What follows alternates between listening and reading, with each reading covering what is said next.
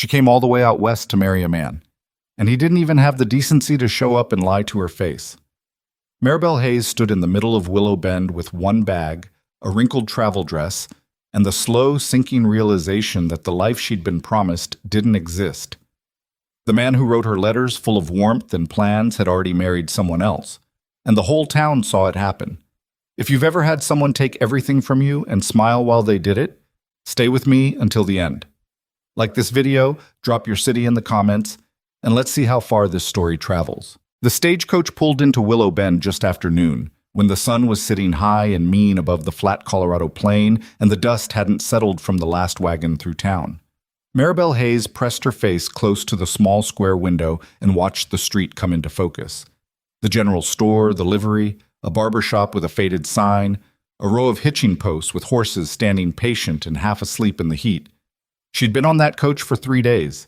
Her back ached, her mouth tasted like road dust, and the woman sitting across from her had snored for most of Wyoming. But none of that touched the feeling rising in her chest as the coach slowed to a stop. She was here. She was finally here. Maribel was 31 years old, and she had been making the best of bad situations for most of that time. Her father had died when she was 17 and left the family estate in her older brother's hands, which turned out to be about as reliable as leaving a candle in the wind.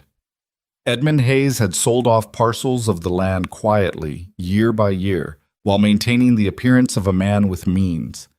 By the time Maribel understood the full picture, there was almost nothing left, and Edmund had already arranged her correspondence with Walter Pike without bothering to ask if she wanted it. She'd read Walter's first letter 3 times before she believed it was genuine. He wrote about his spread outside Willow Bend, his cattle, his plans to expand. He wrote about wanting a woman with good sense and steady hands, someone who understood that building a life together was work, not fairy stories. That appealed to her.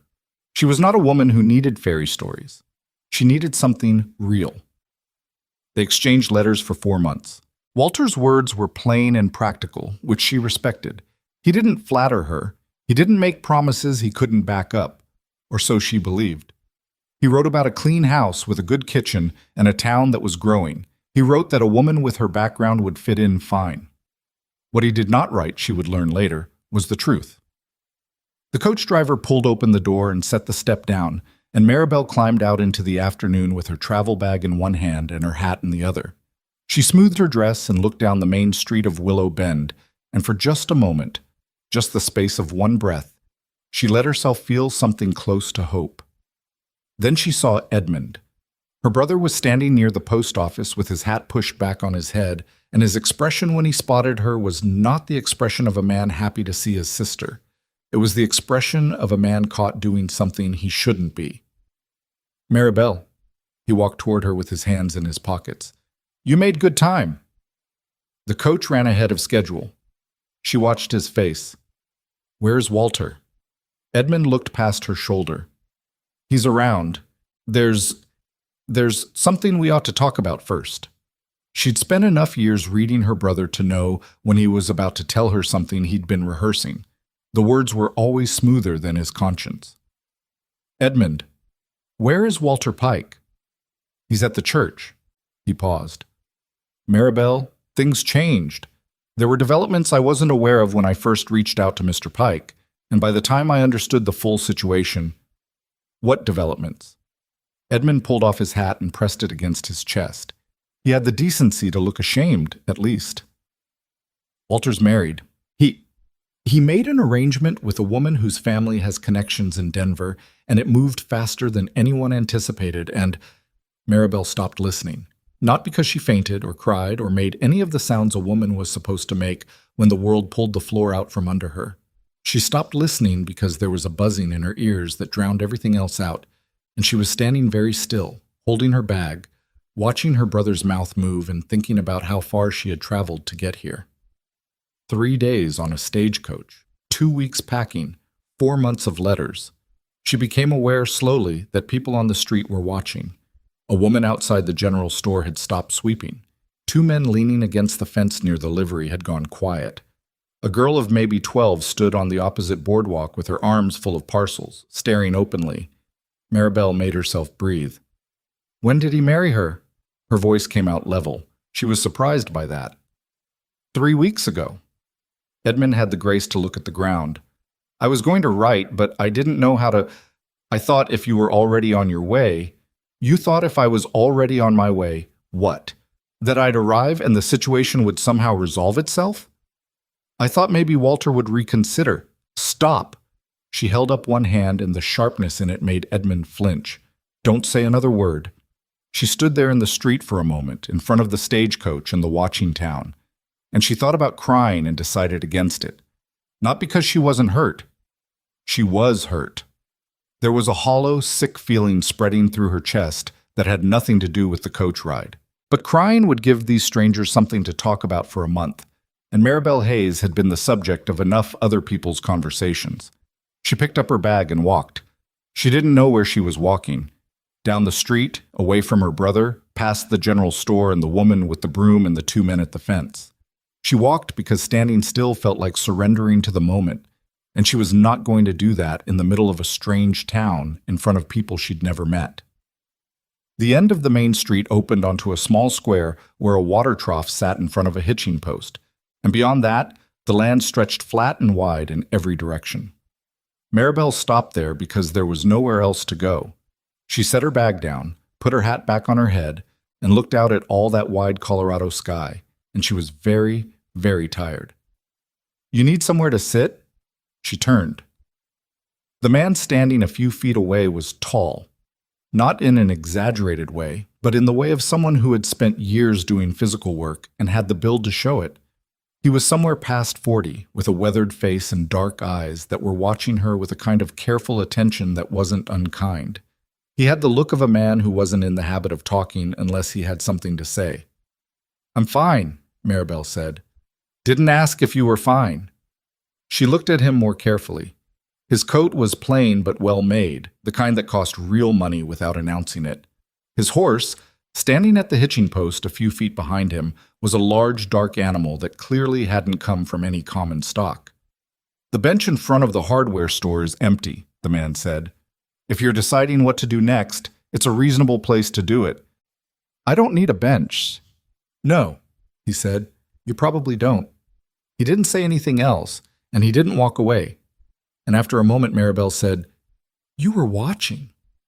I was passing through the street when the coach came in. Then you saw. I saw a man tell his sister something she didn't want to hear in the middle of a public thoroughfare, he said. That's all I saw. She studied him. Most men would have looked away. I wasn't going to look away from a woman standing in the street alone. There was something direct about the way he said it. Not a performance of gallantry, just a statement.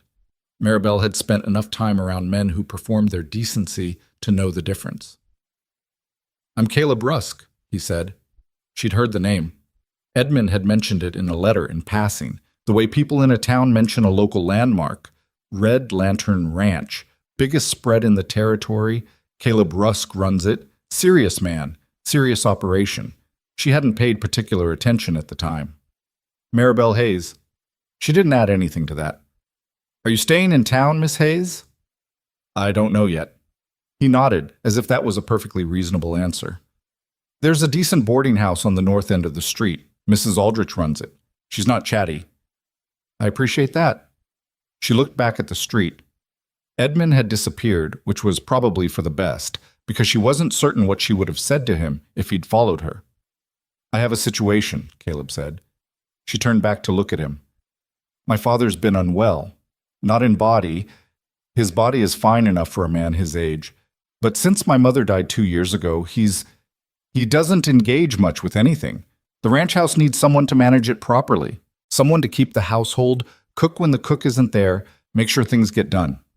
I've been trying to run a cattle operation and manage a house at the same time, and I'm not doing either one well. Maribel stared at him. You're offering me a job. I'm explaining a situation, he said carefully. What you do with that information is your business.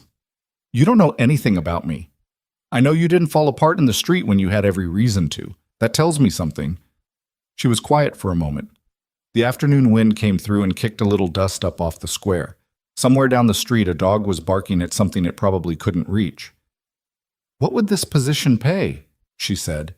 He named a figure that was fair, more than fair, actually. She kept her face neutral. And what exactly would the terms be? You manage the ranch house, help with my father when he's willing to accept it, which may not be often. You'd have your own room, your meals, and the wage I mentioned. He paused. I'm not looking for a housekeeper who jumps when I walk in the room. I need someone who can handle the place when I'm not there, which is most of the time. And if I decide it doesn't suit me, then you leave. I won't make it complicated. She picked up her bag. She thought about the boarding house and the week's worth of money in her purse, and the fact that the next stagecoach back east didn't run until Thursday, and the life she'd had back home, which was not much of a life at all. I'm not performing gratitude, she said. If I come, I work. I'm not looking to be anyone's charity. I'd be getting the better end of the deal, Caleb said. The place is a mess. It was such a plain, unembarrassed thing to say that Maribel almost laughed. She didn't, but it was close. I'll see the boarding house first, she said. I'll give you an answer by morning. He nodded. Mrs. Aldrich, North End, green shutters. He tipped his hat and walked back to his horse without any ceremony, and Maribel watched him go and tried to decide how she felt about the last 20 minutes of her life. She felt, she decided, like someone who had just walked off the edge of one story and wasn't sure yet what the next one was. Tempt. Mrs. Aldrich's boarding house had green shutters and a smell of boiled cabbage that hit you at the front door. The room was small and the mattress was thin, but it was clean, and Mrs. Aldrich was exactly as unchatty as Caleb Rusk had promised. She handed Maribel a key, showed her where the washroom was, and left her alone. Maribel sat on the edge of the bed and took her boots off and pressed her feet against the cool floorboards and allowed herself, finally, to feel all of it. The humiliation was there. She couldn't pretend it wasn't.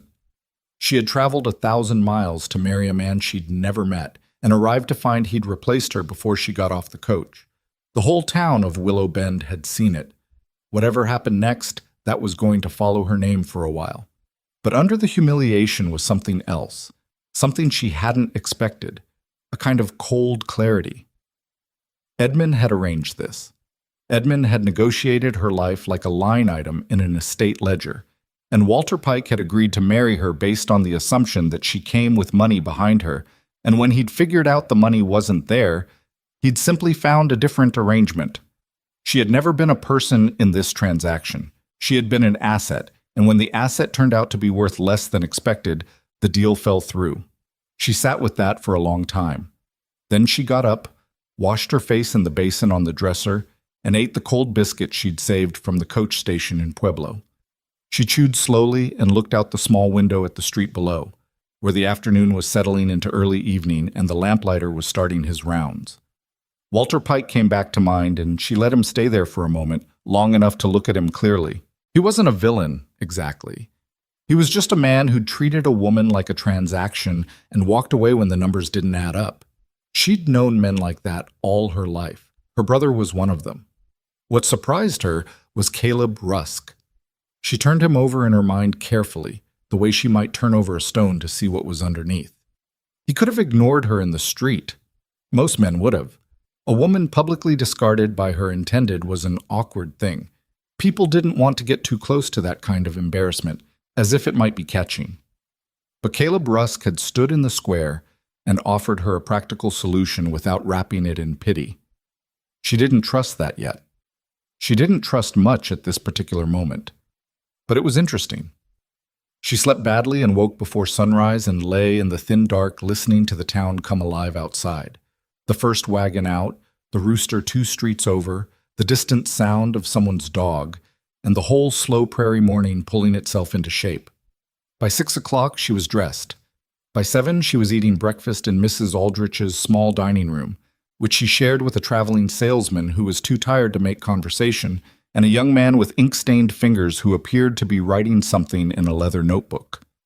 By 8, she had made her decision. She found Caleb Rusk in front of the feed store, talking to a man about a delivery. She waited until the conversation finished. He turned and saw her and didn't look surprised, which she appreciated. 2 conditions, she said. He crossed his arms. All right. I'll stay as long as the work is honest and I'm treated accordingly. If either of those things change, I walk without argument from either side. Fair. Second condition. My past is my own. I'm not interested in explaining myself to your household or your neighbors. If someone asks who I am, I'm the woman who manages your ranch house. That's it. Caleb was quiet for a moment. Most people in town are going to figure out you came in on yesterday's coach. Let them figure whatever they like. I just don't want to be introduced as a cautionary tale. Something shifted in his expression. Not quite a smile, but close to one. You won't be. Then we have an agreement. They shook hands. His grip was firm and quick, the handshake of someone used to making deals and moving on. I'll drive you out this afternoon, he said. I have business until noon. I'll be ready. She walked back to the boarding house and paid Mrs. Aldrich for the one night and packed her bag again. And she thought about her mother, who had been dead for 15 years now, and who had always told her that a woman's best protection was the ability to stand on her own feet. She thought about how long it had taken her to believe that. The drive out to Red Lantern Ranch took the better part of an hour on a road that started out decent and gradually became little more than packed earth cutting through open grassland. The sky was enormous out here in a way that took getting used to. Not mountains, not trees, just grass and sky in every direction, and the feeling of being very small in the middle of something very large. Caleb drove and didn't talk much, which she didn't mind. There was something comfortable about silence with a person who wasn't using it to make you uncomfortable. How big is the spread? She asked after a while. About 11,000 acres, he said, give or take. She looked at the land rolling past. How many head of cattle?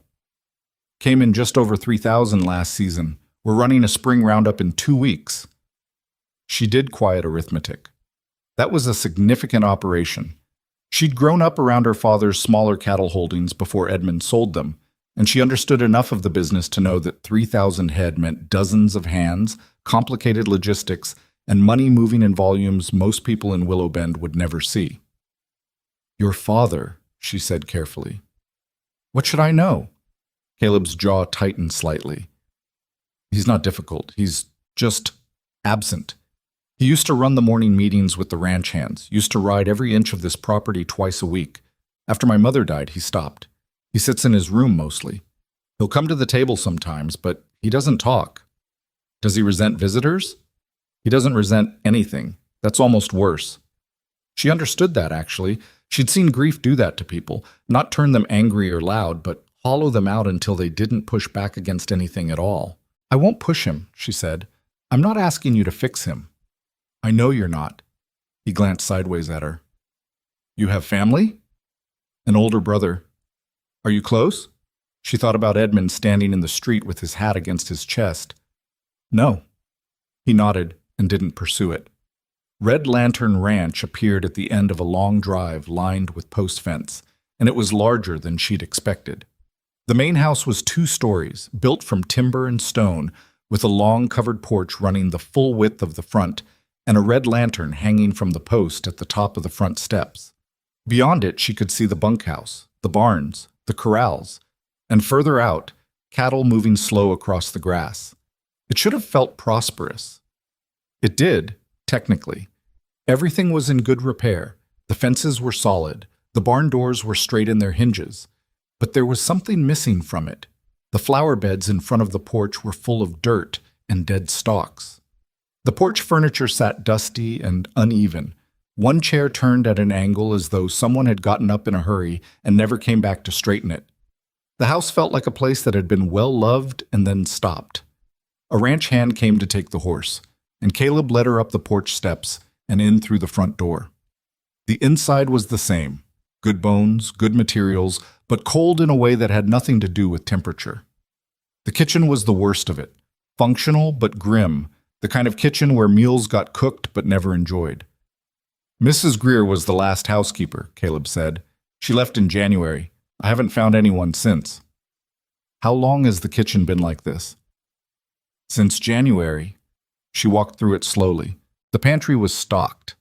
He'd at least kept supplies coming in. The stove was a good one, cast iron, solid. The table in the center of the room was large enough to seat 8 and currently covered in papers and a saddle repair kit. She set her bag down on one of the chairs. Where's your father?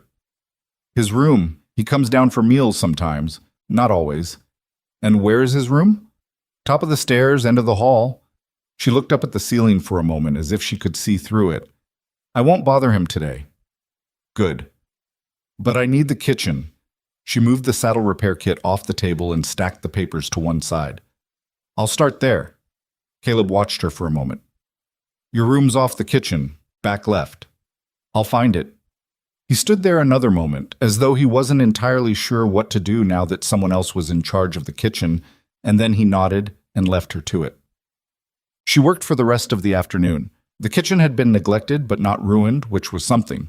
She found cleaning supplies, got the stove hot, scrubbed the work table down to bare wood, swept the floor twice, and opened the windows to let the afternoon air in. By the time the light started to fade, she had the kitchen looking like a kitchen again rather than a storage room. She found the root cellar off the back porch, onions, potatoes, some dried beans, a wheel of hard cheese. In the pantry, there was cornmeal, flour, lard, and several jars of preserved tomatoes. She put together a stew, nothing fancy, just a solid beef and vegetable stew that would keep and could feed more than one person, and when it started to smell like something good in the kitchen, she felt the day's tightness ease slightly in her shoulders. She didn't hear him come down. She'd set a place at the table, two places actually, guessing that Caleb would come in from the evening work. And she'd found a lantern that worked and lit it. And she was cutting bread when she heard the creak of the bottom stair and looked up. The man in the doorway was older than she'd expected, maybe mid-60s, with a face that had been handsome once and still had the architecture of it.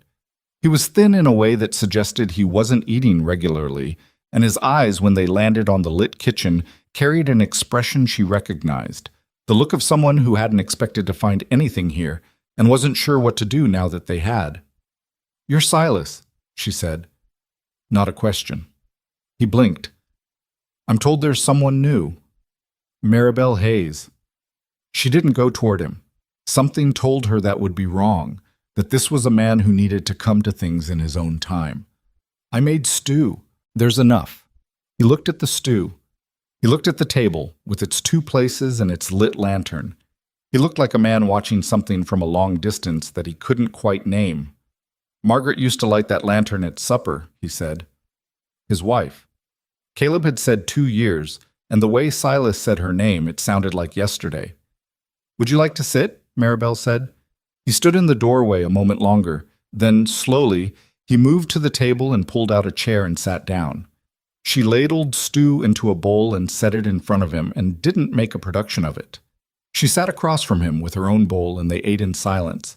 And outside the kitchen window, the Colorado dark came in and the lantern made the table warm and yellow. And Maribel thought that some things didn't need to be said. The old man ate everything in his bowl. He didn't speak much. When he was done, he looked at her and said, "You cook plain." "I cook what's there," she said. He was quiet another moment. "Good stew." "Thank you."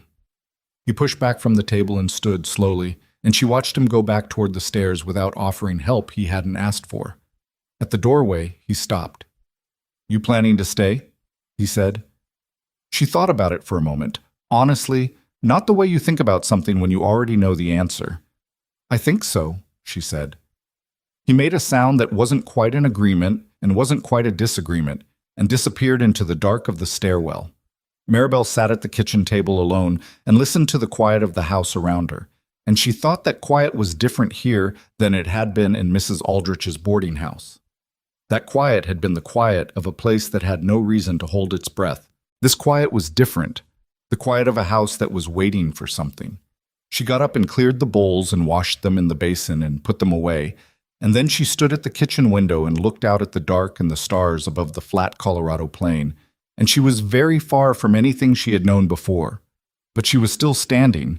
That, she decided, would have to be enough for now. The second morning at Red Lantern Ranch came in cold. Maribel woke before the light, which was a habit she'd had since childhood, and had never managed to break. Her room off the kitchen was small.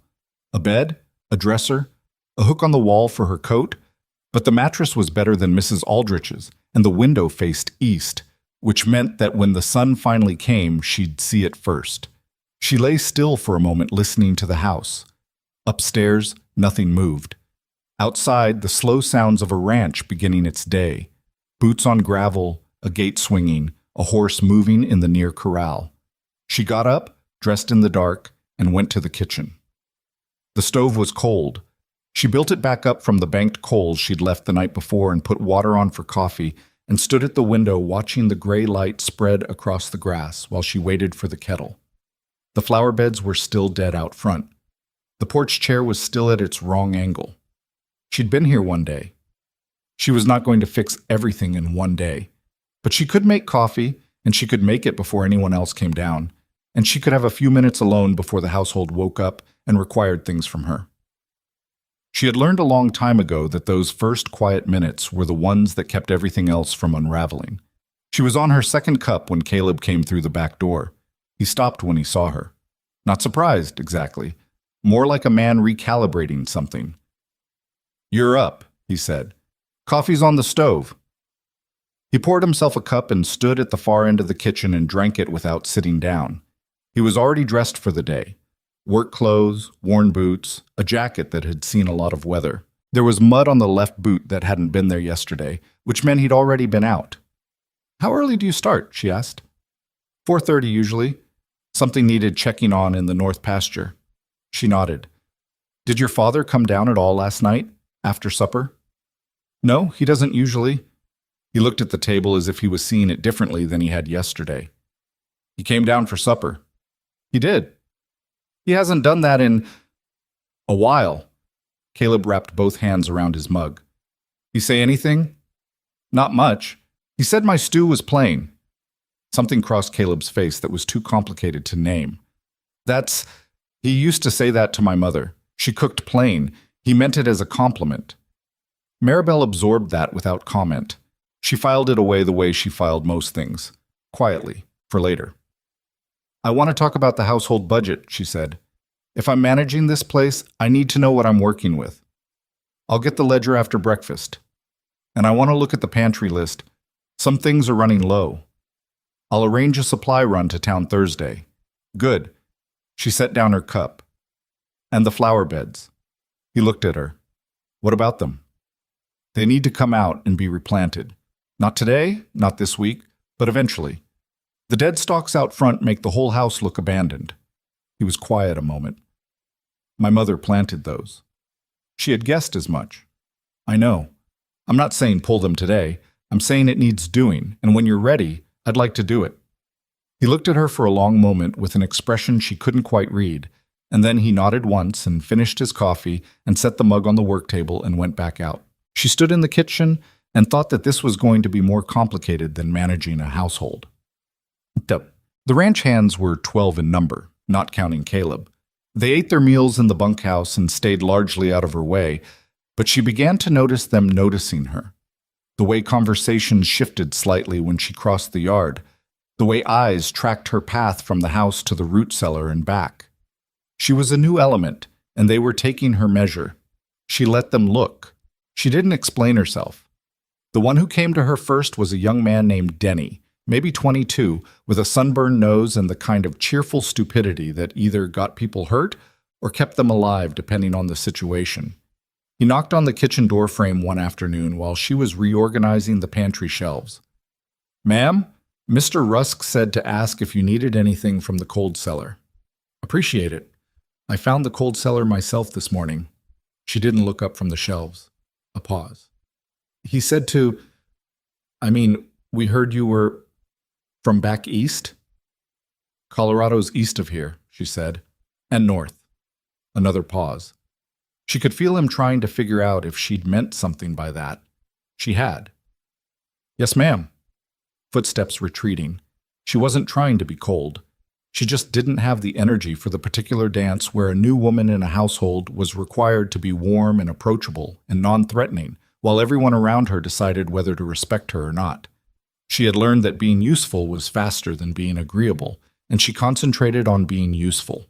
By the end of the first week, she had the kitchen running like a kitchen.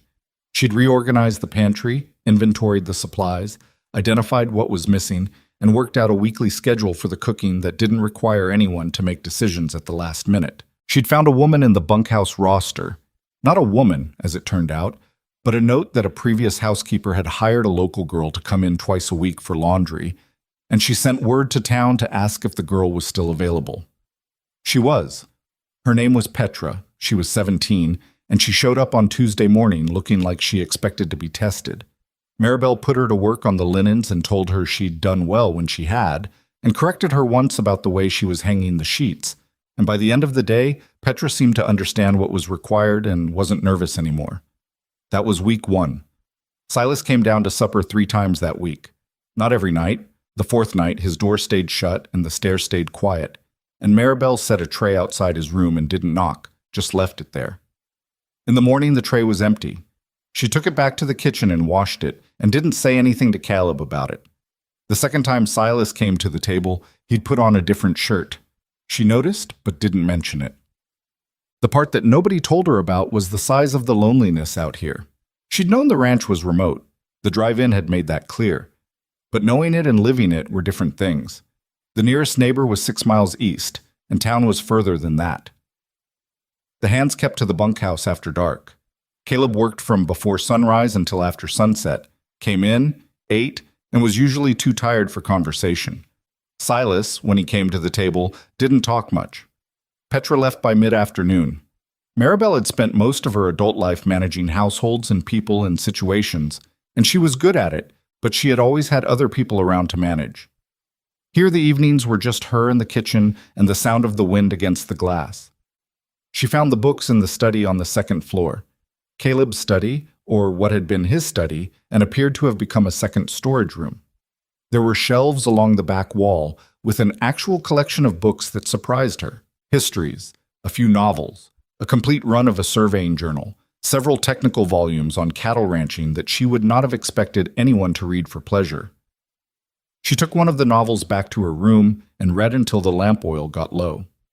She was in there on a Thursday evening pulling out a second novel when she heard Caleb in the hallway. "Didn't know anyone used this room," he said from the doorway. She looked up. "I should have asked." "You didn't need to." He looked at the shelves. "My father's books. He used to read in here. That chair by the window." The chair was angled away from the window and toward nothing in particular, which she'd noticed. She'd straightened it slightly without thinking about it. "He doesn't come in here anymore?" she said. "Not that I know of." She slid the novel back onto the shelf. "Would he mind if I borrowed them?" He'd probably be glad they were getting used. Caleb leaned his shoulder against the doorframe. He looked tired in the way of someone who was always tired, but the quality of it tonight was different. Less like work tired and more like the other kind. The study was his, really. He ran the operation out of this room for 20 years, kept every ledger, every contract, everything. He paused. After my mother died, he stopped coming in. She picked out the novel she'd been looking for and held it against her chest. "Grief has a strange geography," she said. "It closes off some rooms and leaves others open." Caleb looked at her. "Where'd you get that?" "I don't know. My mother said something like it once." She moved toward the door and he stepped back to let her out. "I'll be careful with the books." "Take whatever you like." She went back to her room and read until the lamp oil gave out, and then lay in the dark, listening to the wind, and she thought about rooms that get closed off and whether they ever opened again. The trouble with Caleb Rusk, she began to understand, was that he was genuinely not what she'd expected. She'd expected wealthy and distant. She'd expected the kind of man who hands over the keys and expects results and doesn't ask how you got them. She'd prepared herself for a man who was essentially a business arrangement walking around in expensive boots. He was not that. He paid attention, not in an intrusive way, not in the way that felt like surveillance, but in the way of someone who was actually present in the space he occupied. He noticed when the kitchen table had been cleared properly. He noticed when the tray outside his father's door came back empty in the morning. He noticed, one afternoon, that she was limping slightly from where she'd caught her foot in a root in the yard, and he didn't make a fuss about it, but he did walk around to the side of the house and hammer down the root so it couldn't catch anyone else. He told her things without being asked. Not everything. He was not a particularly open man, but enough. The history of the ranch, the names of the hands and who was reliable, the particular temperament of the cattle in the northwest section. He talked about the land the way other men talked about family, with a combination of pride and exasperation and affection that he hadn't organized into anything he could clearly state. "How long have you been running this place yourself?" she asked one evening. They were at the kitchen table after supper, Caleb going through the week's tally sheets and Maribel working on a torn apron that needed mending. It had become a small, unremarkable habit, the two of them at the same table after the meal was cleared. 7 years of running it myself, he said without looking up. My father stepped back gradually. Mostly his choice, a little bit mine. The work got bigger than one man's style could handle. He turned a page. He was a good rancher. He is a good rancher. He and my mother built this place together. Everything here was both of them. And then it was only you. And then it was only me. He set down the tally sheet. I've grown the operation, added land, added cattle, got the profit lines where I needed them. But the house... He stopped. The house felt wrong without her, Maribel said. Yeah. He looked at the table. I'm not good at the house. Never was. My mother made it feel like something. I don't know what she did. He made a vague gesture. She made it warm. Something like that. She tied off the thread on the apron and snapped it. You know that's not a talent women are born with. She worked at it. He looked at her. I know that. Most men don't. Most men aren't paying attention. She set the apron aside and looked at him directly. Why did you offer me the position? Honestly. You could have found someone in town. Mrs. Aldrich probably knows 3 women who need the work. He was quiet for a moment in the way that meant he was actually thinking about the answer rather than reaching for the convenient one. You didn't ask for pity, he said finally. Everyone in that street felt sorry for you. You felt it too.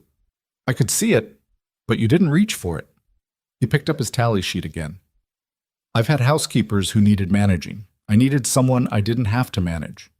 She thought about that. You took a risk. So did you. That was true, and she couldn't argue with it. Silas came down on a Saturday morning, which was new. He'd been coming to supper, 6 nights out of the last 10. But the mornings had stayed his own. Maribel was at the stove when she heard the stare and looked over her shoulder to find him standing in the kitchen doorway in his day clothes, looking uncertain in a way she hadn't seen him look before. Morning, she said. Morning? He moved to the table and sat in the chair he'd claimed as his. Is there coffee? She poured him a cup and set it in front of him and went back to the stove. She was making cornmeal porridge, which was not exciting but was hot and filling and required nothing from him. He drank the coffee in silence. She put a bowl of porridge on the table with a small pitcher of cream, and he looked at it for a moment. Margaret made this on Saturdays, he said. She didn't say anything. Plain cooking, he said. Not sad, exactly, just observational. I cook what's there, she said.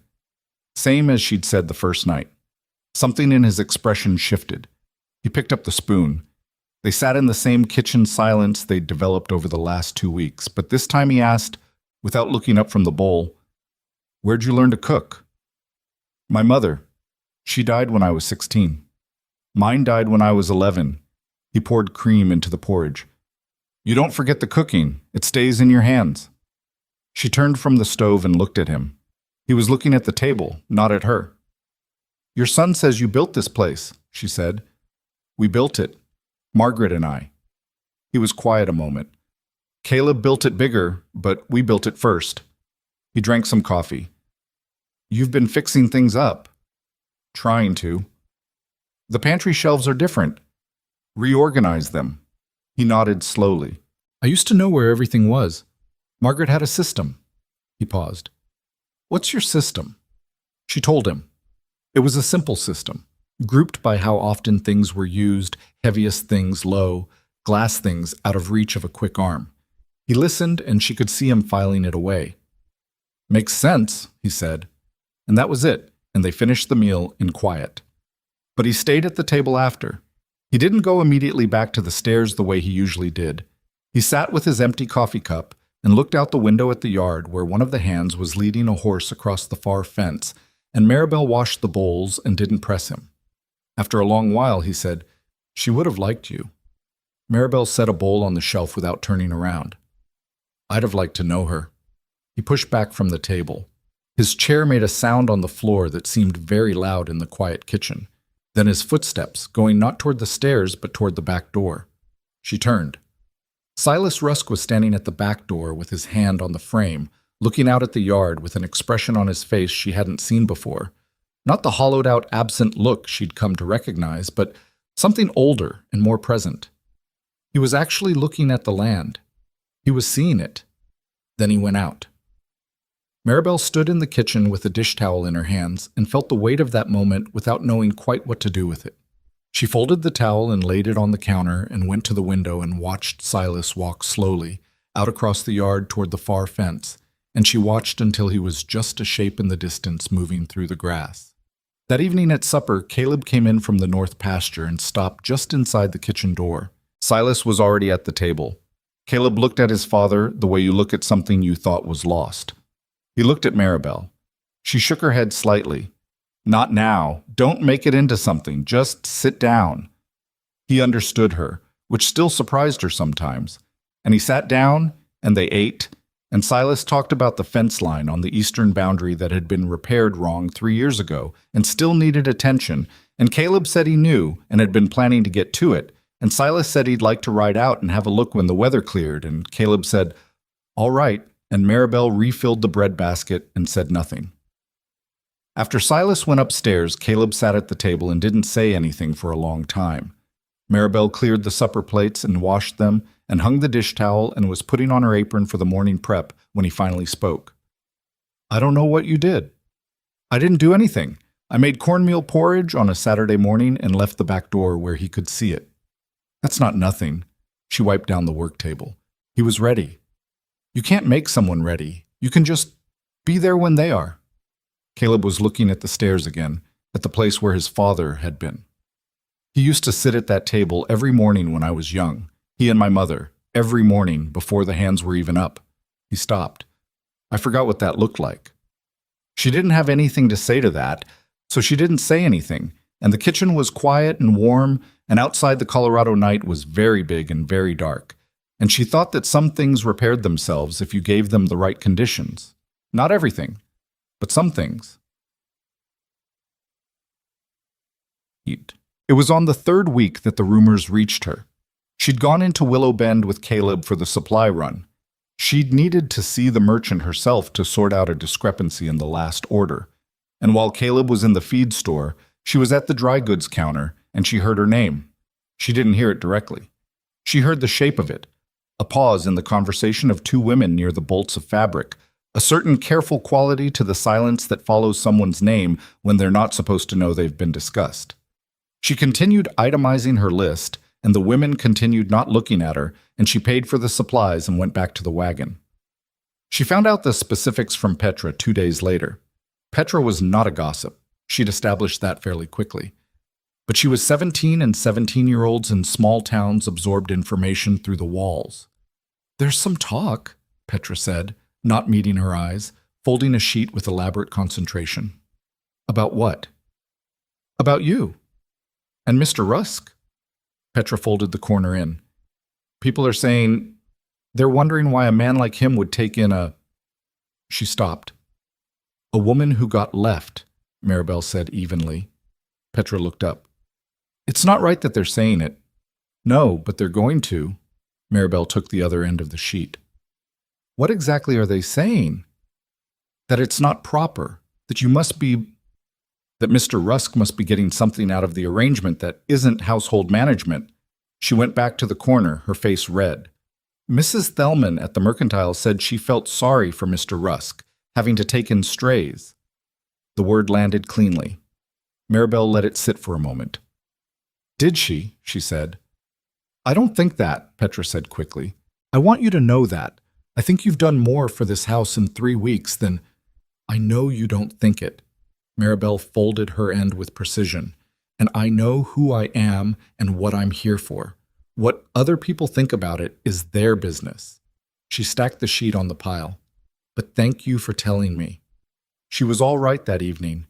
She made supper and ate with Silas and Caleb and didn't think about Mrs. Thelman or the women at the fabric bolts. She washed the plates and read in her room until the lamp oil got low. She was less all right at 2 in the morning, lying awake in the dark. Not because the rumors were new. She'd spent her whole life navigating the way small communities decided what to think about women who didn't fit neatly, but because she was tired. Genuinely, structurally tired, in the way that had nothing to do with sleep. She had come west to build something. She'd found something she hadn't expected, something that was starting to feel, tentatively, like a place she might belong. And here was the world arriving, the same as it always did, to point out the ways in which she didn't quite fit the picture. She thought about leaving. She let herself think it honestly, without dismissing it, because she'd learned that pretending an option didn't exist didn't make it go away. She could leave. She had the wage from 3 weeks. She could go to Denver, maybe. Start over somewhere larger where no one knew the story of the coach arriving in Willow Bend and the woman getting off alone. She lay there in the dark and thought about Silas walking out the back door and across the yard. She thought about Caleb's face when he'd seen his father at the table. She thought about a study full of books that nobody had been in for 2 years. She was still thinking about it when she fell asleep. She didn't leave. She told herself it was practical. Her options were limited. The wage was fair. The work was honest. All of that was true, but it wasn't entirely why. The morning after she'd lain awake thinking about it, Silas came down before she was even dressed and was sitting at the kitchen table when she came in. And he had already figured out how to get the stove going, which he'd apparently known how to do all along and simply hadn't done in 2 years. He had a pot of water heating and was sitting with his hands around a mug waiting for it. She stopped in the doorway. "Couldn't sleep," he said. "Neither could I." She got the coffee things, and he didn't say anything, and she didn't say anything, and they made the coffee together, each handling a piece of it without being assigned, and she thought, "This is what it is, this right here. This is what was gone from this house. Not the money, not the cattle, not the acres. This." She poured 2 cups and sat down, and Silas wrapped his hands around his mug and looked out the window at the pale early sky and said, "You planning to stay?" Same question as the first night. She remembered. She picked up her own cup. "I think so," she said. Same answer. He made the same sound that wasn't agreement and wasn't disagreement, and this time she recognized it for what it was. It was the sound of a man who was glad of something and didn't quite know how to say so. Outside, the sun was coming up over the flat Colorado plain, and the ranch was waking around them, and the kitchen was warm, and somewhere in the distance Caleb Rusk was already out in the fields making sure everything held together, the way he had been doing for 7 years, mostly alone. Maribel drank her coffee and thought that this house had been holding its breath for a long time, and that breath was, slowly, starting to release. But she also knew, in the part of herself that had always been honest even when honesty was inconvenient, that the town wasn't finished with her yet. The rumors were not the end of something. They were the beginning, and whatever was coming next was not going to be simple. She drank her coffee and watched the light come up and let herself have this moment, because she'd learned that you had to take the good ones when they came. The complicated ones had a way of finding you on their own. The letter was not hidden, exactly. It had just been placed where no one was expected to look. Maribel found it on a Tuesday morning in the 4th week, when she was clearing out the back of the pantry to make room for the Thursday supply delivery. Behind the flour canisters, wedged between the back wall and a tin of lard that hadn't been opened in what looked like months, was a small bundle of papers folded together and tied with a piece of kitchen string. She almost set it aside without opening it. It looked like old inventory, the kind of paperwork a housekeeper might shove back there, meaning to file it properly and then forget entirely. She untied the string. The first sheet was indeed an old supply list from the previous year. The second was a partial receipt from the Willow Bend dry goods merchant. The third was a letter, and her own name was in it, and she sat down on the pantry floor right there and read it to the end without moving. It was in Edmund's handwriting. She knew his handwriting the way she knew the sound of his voice. A little too careful. A little too slanted to the right, like he was always leaning toward whatever he wanted and dragging the words with him. The letter was addressed to Walter Pike and dated 9 months ago, which was 5 months before she'd even been told about the arrangement with Walter, which meant Edmund had been negotiating her future for nearly a year before he mentioned it to her. That alone made her stomach turn. But it was not the worst of it. The letter laid out terms, not just the introduction of a suitable woman, not just a correspondence arrangement, terms. Edmund wrote about the Hayes estate as though it still existed in any meaningful form, describing parcels of land and livestock numbers that bore no relationship to the actual state of things, which was to say nearly nothing. He wrote that Maribel would come to the marriage with access to the remaining estate holdings, and that Walter would, upon the marriage, receive Edmund's facilitation in a land claim he was pursuing in the Northern Territory. Edmund used the word consideration twice. He used the word arrangement 4 times. He never used the word sister. She read it twice. The second time she read it, she was not on the pantry floor anymore. She didn't remember standing up, but she was standing, and her back was very straight, and the letter was in both hands, and she was holding it the way you hold something when you are working very hard not to destroy it. Edmund had sold her. Not in a dramatic sense, not in chains, not in any way that the law would recognize or anyone would name plainly. But he had traded her name, her future, her physical presence as a wife, for a favor in a land arrangement. Walter Pike had agreed to marry her not because of her letters, not because of her good sense or her steady hands, not because of anything she was. He'd agreed because he thought she was attached to land he wanted access to, and when he figured out the land was gone and Edmund had been inflating its worth like a carnival man selling cure-all from a wagon, the deal had collapsed and Walter had quietly moved on to a woman with real connections in Denver. She had been a transaction that fell through. Maribel set the letter on the kitchen table and stood looking at it for a long time. The morning was very quiet. Silas wasn't down yet. Caleb had left before 4. Petra wasn't due until afternoon. It was just her and the letter and the sound of the stove working. She thought about what she wanted to do. What she wanted to do and what she was going to do were 2 different things, and she knew that, and she let herself want for a moment without acting on it. She wanted to ride to wherever Edmund was currently staying and say things to him that she would not be able to take back. She wanted to find Walter Pike in his comfortable married life and lay this letter on his table in front of his new wife and watch his face. She picked up the letter and folded it carefully and put it in the pocket of her apron. Then she made breakfast. She didn't tell Caleb that morning. She wasn't ready to, and she didn't know yet what she was going to do, and she had learned a long time ago that speaking before you know what you mean costs you more than the silence. She made the porridge and set the table, and Silas came down and they ate, and Caleb came in briefly for coffee before going back out, and nobody could have looked at her face and known anything was different. She was good at that. She was not entirely sure that was a good thing to be good at. The day moved around her. She did the work. The kitchen, the laundry organization with Petra, a mending pile that had been growing in the corner of her room. And while her hands were busy, her mind was somewhere else entirely. She was turning the letter over, looking at it from different angles, trying to understand the full shape of it.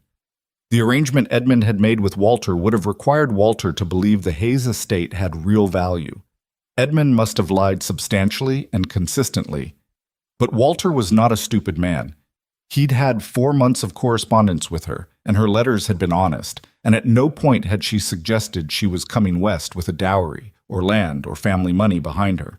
Which meant either Walter hadn't read her letters as carefully as she'd thought, or he had asked Edmund directly and taken Edmund's word over what the letters implied, or, and this was the one that kept circling back, Walter had known from early on that the numbers didn't add up and had been working a second angle the entire time, which would explain the woman from Denver and the timing of that marriage. Walter had been hedging. He'd kept the correspondence with Maribel going as a fallback while pursuing the better resourced option, and when the Denver arrangement came together, he'd simply closed the door on Maribel without the courtesy of informing her before she got on a stagecoach. She was cutting carrots for the evening stew when she understood this fully, and she set down the knife and pressed her hands flat on the work table and breathed. He had let her travel 1,000 miles knowing she was coming to nothing. That was not a man who'd been caught in circumstances beyond his control. That was a man who had made a choice. She found Caleb at the fence line near the eastern boundary that evening, the one Silas had mentioned needing repair. He was on horseback talking to one of the hands, and when she came up on the wagon, he excused the hand and rode over. "Something wrong?" he said, looking at her face. "I need to show you something." She gave him the letter. He read it on horseback, which was the kind of thing she was learning that Caleb Rusk did without thinking. He was the sort of man who handled information wherever it arrived, without needing to sit down and prepare himself for it. His expression as he read was still. Not blank. She could see the movement in his jaw, the slight shift around his eyes, but controlled. He read it twice, same as she had, and then he folded it and held it for a moment. "Where did you find this?" She told him about the pantry, the flour canisters, the string. "I think the previous housekeeper put it there, Mrs. Greer. Maybe she found it somewhere and didn't know what to do with it. Or maybe someone asked her to hold it and she chose the pantry. I don't know. Your brother sent this to Pike 9 months ago."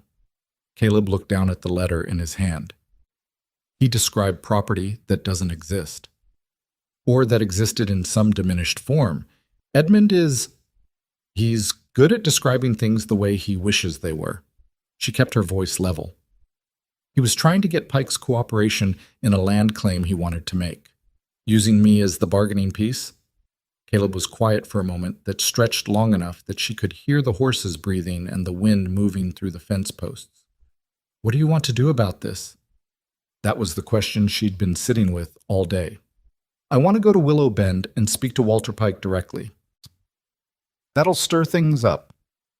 "Things are already stirred. People in town are talking about me because they've decided I'm a woman who got abandoned and needed rescuing.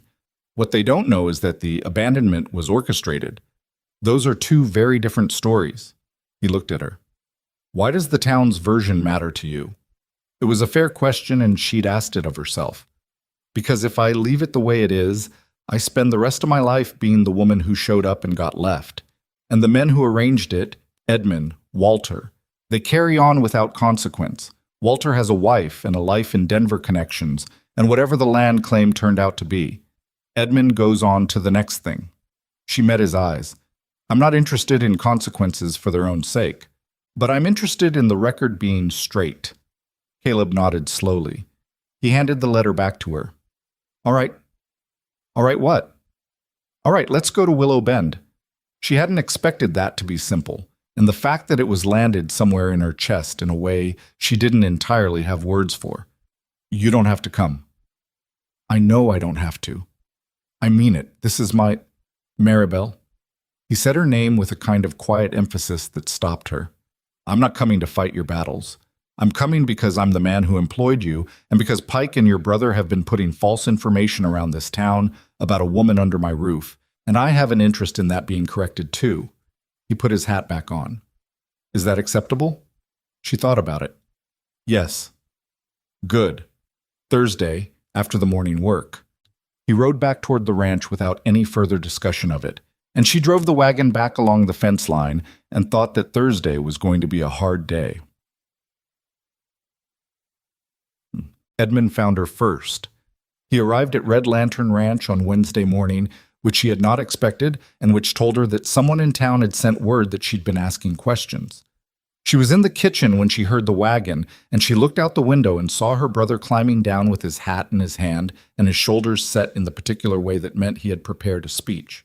She went to the front door and opened it before he reached the porch. "Maribel." He stopped at the bottom of the steps. Up close, he looked like he hadn't slept well. "Can we talk?" "We can talk out here." He looked at the porch. "Can I come in?" "No." He absorbed that. "All right." He put his hat back on. "I heard you've been asking around about the arrangement with Walter." "I found your letter, Edmund." The color went out of his face in a way that would have been almost satisfying if she hadn't been so tired of the whole thing. "Where?" "It doesn't matter where." She came down one step, but not to the ground, because she wanted the slight height, and she wasn't going to pretend otherwise. "You negotiated my marriage like a property transaction. You lied about the estate to get Pike's cooperation. You told me about Walter like it was a consideration you'd made for my benefit, and the whole time it was a business arrangement where I was the commodity." Edmund opened his mouth. "Don't," she said. "Don't tell me you did it for my good. Don't tell me you were thinking of my future. I know exactly what you were thinking of." He closed his mouth. His jaw worked for a moment. Then, "The land claim was legitimate.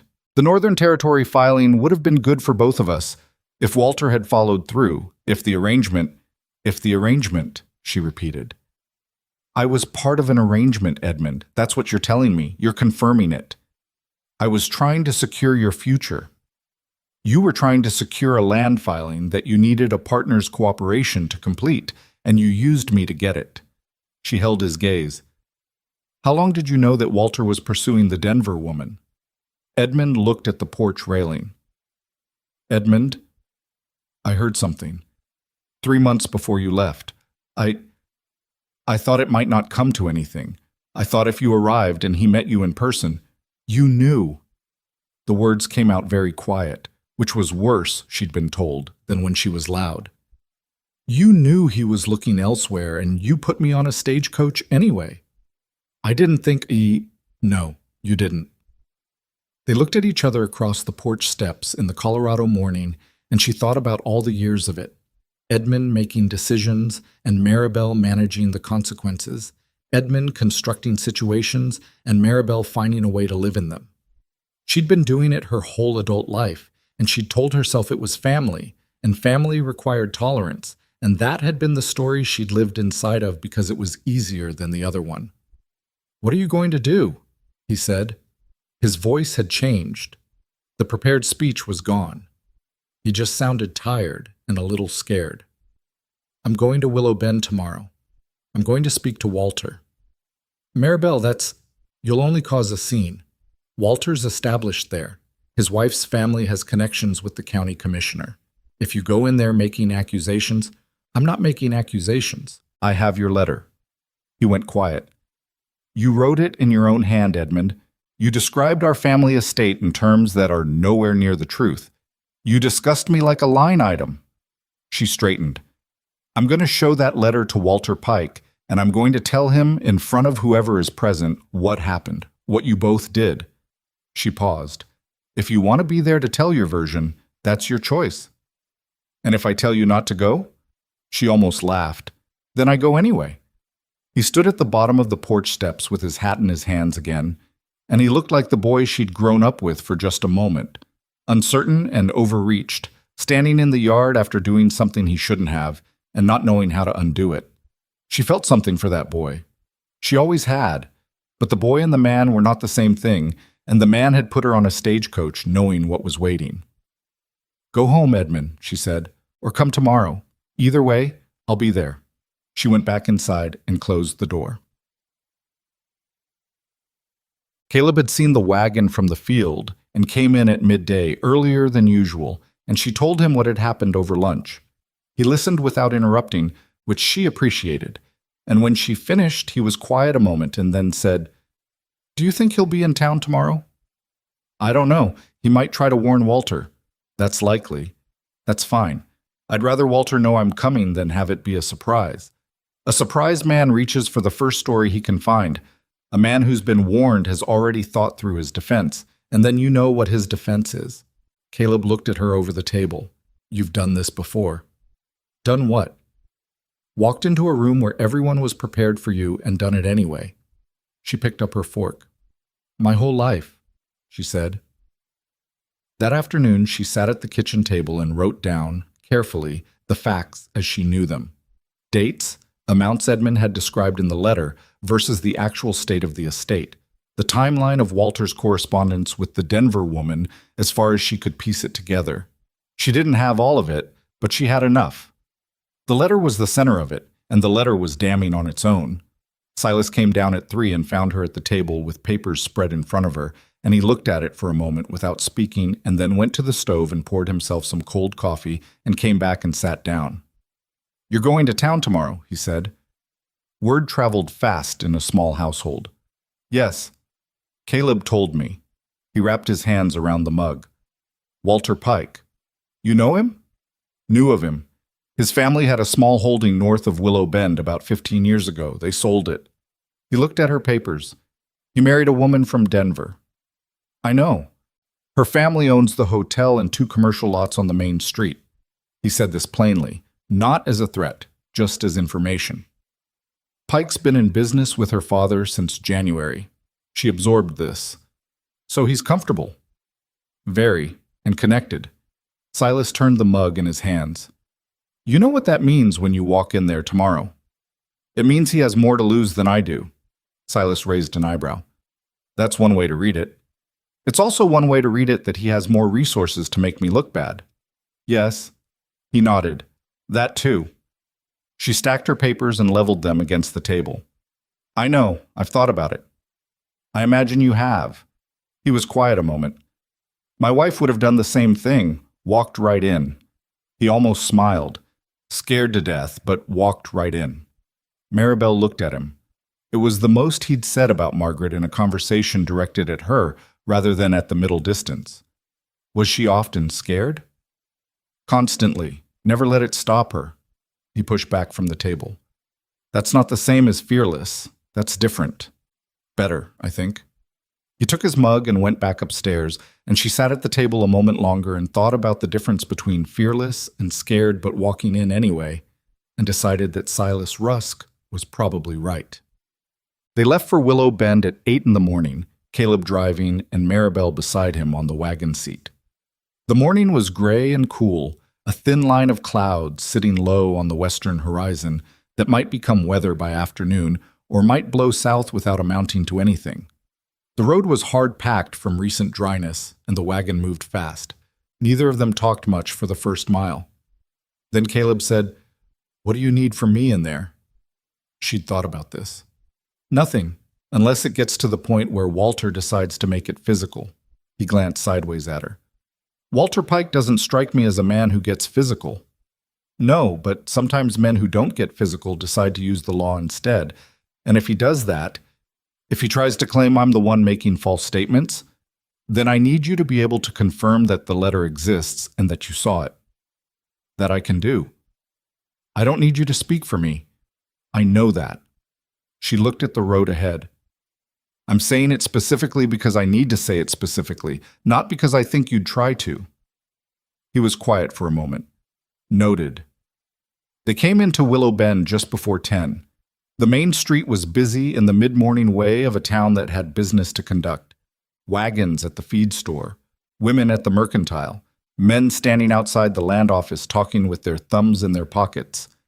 Maribel saw two people notice the wagon and track it, and she kept her eyes forward. Walter Pike's office was at the east end of the main street. He was operating a land surveying and title business, which fit with what she now understood about his ambitions. The sign above the door read, Pike Land and Title, in clean black letters. Through the front window, she could see a man behind a desk. Caleb stopped the wagon. Edmund's horse is at the post outside the mercantile, Maribel said. I saw it. Good. She climbed down without waiting for help, smoothed her coat, picked up the folder of papers she'd brought, and walked to the door of Pike Land and Title. The bell above the door announced her. Walter Pike looked up from his desk. He was a decent-looking man, she supposed. She'd had only written words to go on before this, and now she had the full picture of him. Medium height, medium build, a face that was not memorable for any particular feature. The kind of face that suggested competence and reliability, which she now understood was something he had cultivated deliberately. He was 40 or close to it. He was wearing good clothes, not the best available, but carefully chosen. The clothes of a man who understood the importance of appearance. When he saw her, his face did something complicated in about half a second and then settled into a careful neutral. Miss Hayes, he said. Mr. Pike. She came to stand in front of his desk. She did not sit down in the chair that was positioned for clients because sitting down was not what she was here to do. I'll be brief. I think you know why I'm here. He opened his hands in a gesture of polite uncertainty. I heard you were in the area. I'm sorry our arrangement didn't come together the way it was planned. I hope you found a satisfactory situation. She placed Edmund's letter on his desk. He looked at it. Something moved behind his eyes. Calculation, she thought, quick and practiced. He did not pick it up. I believe you've seen this before, she said. I receive a great deal of correspondence. You received this one 9 months ago. It details an arrangement my brother made with you on my behalf.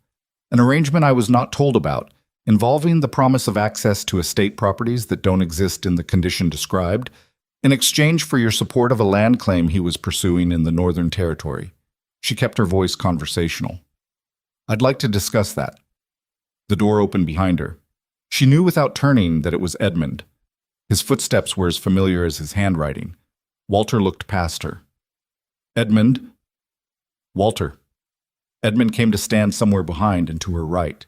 She didn't look at him. Maribel, I thought we agreed you'd let this go. We didn't agree on that at all. Walter had recovered his composure. He picked up the letter now, turned it over once, set it back down. I'm not certain what you believe this document demonstrates, Miss Hayes, but I can tell you that any arrangement between your brother and myself was a standard business correspondence. Nothing in it. You described me as a party to a financial arrangement, she said. You and my brother put terms on my marriage. You continued corresponding with me for 4 months while you were actively pursuing an alternative arrangement, and you allowed me to travel here with full knowledge that you had no intention of honoring the correspondence. That's not a business complication. That's deliberate. She paused.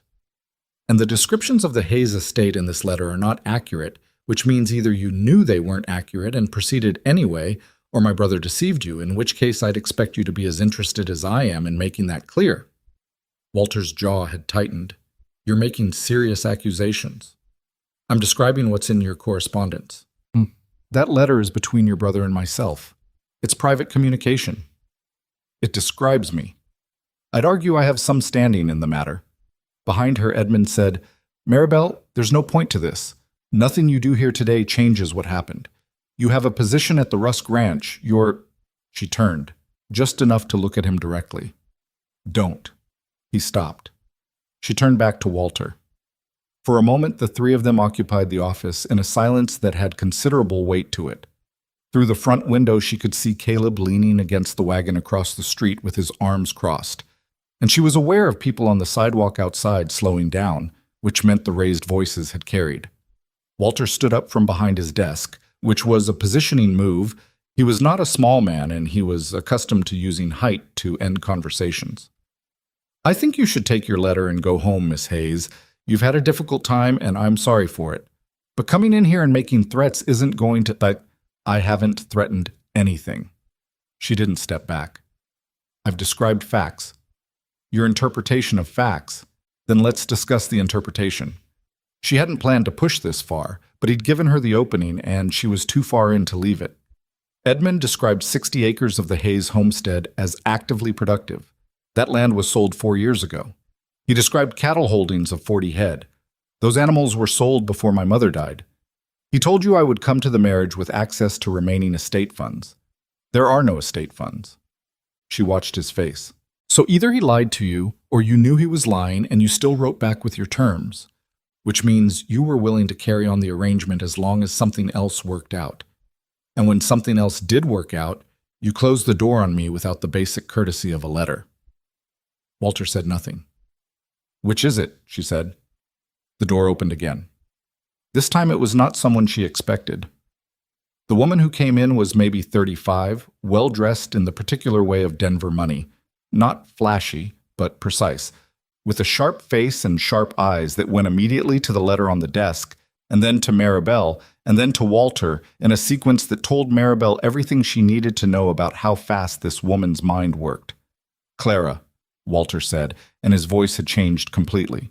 This was the wife. Misunderstanding about an old correspondence. Clara looked at Maribel. Are you the woman from the stagecoach? From the month before we married? Maribel held her gaze. I am, Clara nodded once, slowly, the way a woman nods when something she suspected has been confirmed. She set the lunch pail on the edge of the desk without looking at Walter. Then she said to Maribel, I'd like to read that letter. Clara, Walter started. Walter. Same pleasant voice. I'd like to read it. Maribel picked up the letter and held it out. Clara took it and read it in the silence of the office, and while she read, Walter stood very still, and Edmund stood very still, and Maribel watched the street outside through the window, where a small cluster of people had assembled in the casual way of people who are not watching something while clearly watching something. When Clara finished, she folded the letter. She held it for a moment. Then she held it out to Maribel. I see, she said. She looked at her husband. We'll talk later. Walter opened his mouth. Later, Walter. She picked up the lunch pail and walked out. The bell above the door rang once behind her. Walter looked at Maribel with an expression that had passed entirely through composure and come out the other side into something raw and not particularly pleasant. "Are you satisfied?" he said. "Not entirely." She picked up her folder of papers. "I came here to say what happened publicly because the town has been running a version of it that leaves out the parts that actually matter. I've done that." She paused. "What you do with the rest of it is your business." She moved toward the door. "I have a document," Walter said behind her. She stopped. "A document that your brother signed," Walter continued. His voice had found its footing again. "Acknowledging the debts owed under the arrangement. Signed by Edmund Hayes and countersigned as a witness by—" He pulled open his desk drawer. "By you." She turned around. He was holding a single sheet of paper. She crossed back to the desk and looked at it. It was a witness acknowledgement of debt, apparently signed by Edmund as the arranging party and by Maribel Hayes as a seconding witness, dated 7 months ago. 7 months ago, she had been in her brother's house, signing papers related to the sale of the final parcel of the estate. Edmund had given her several documents that day, explaining each one in the distracted way he explained things when he didn't want her to read carefully.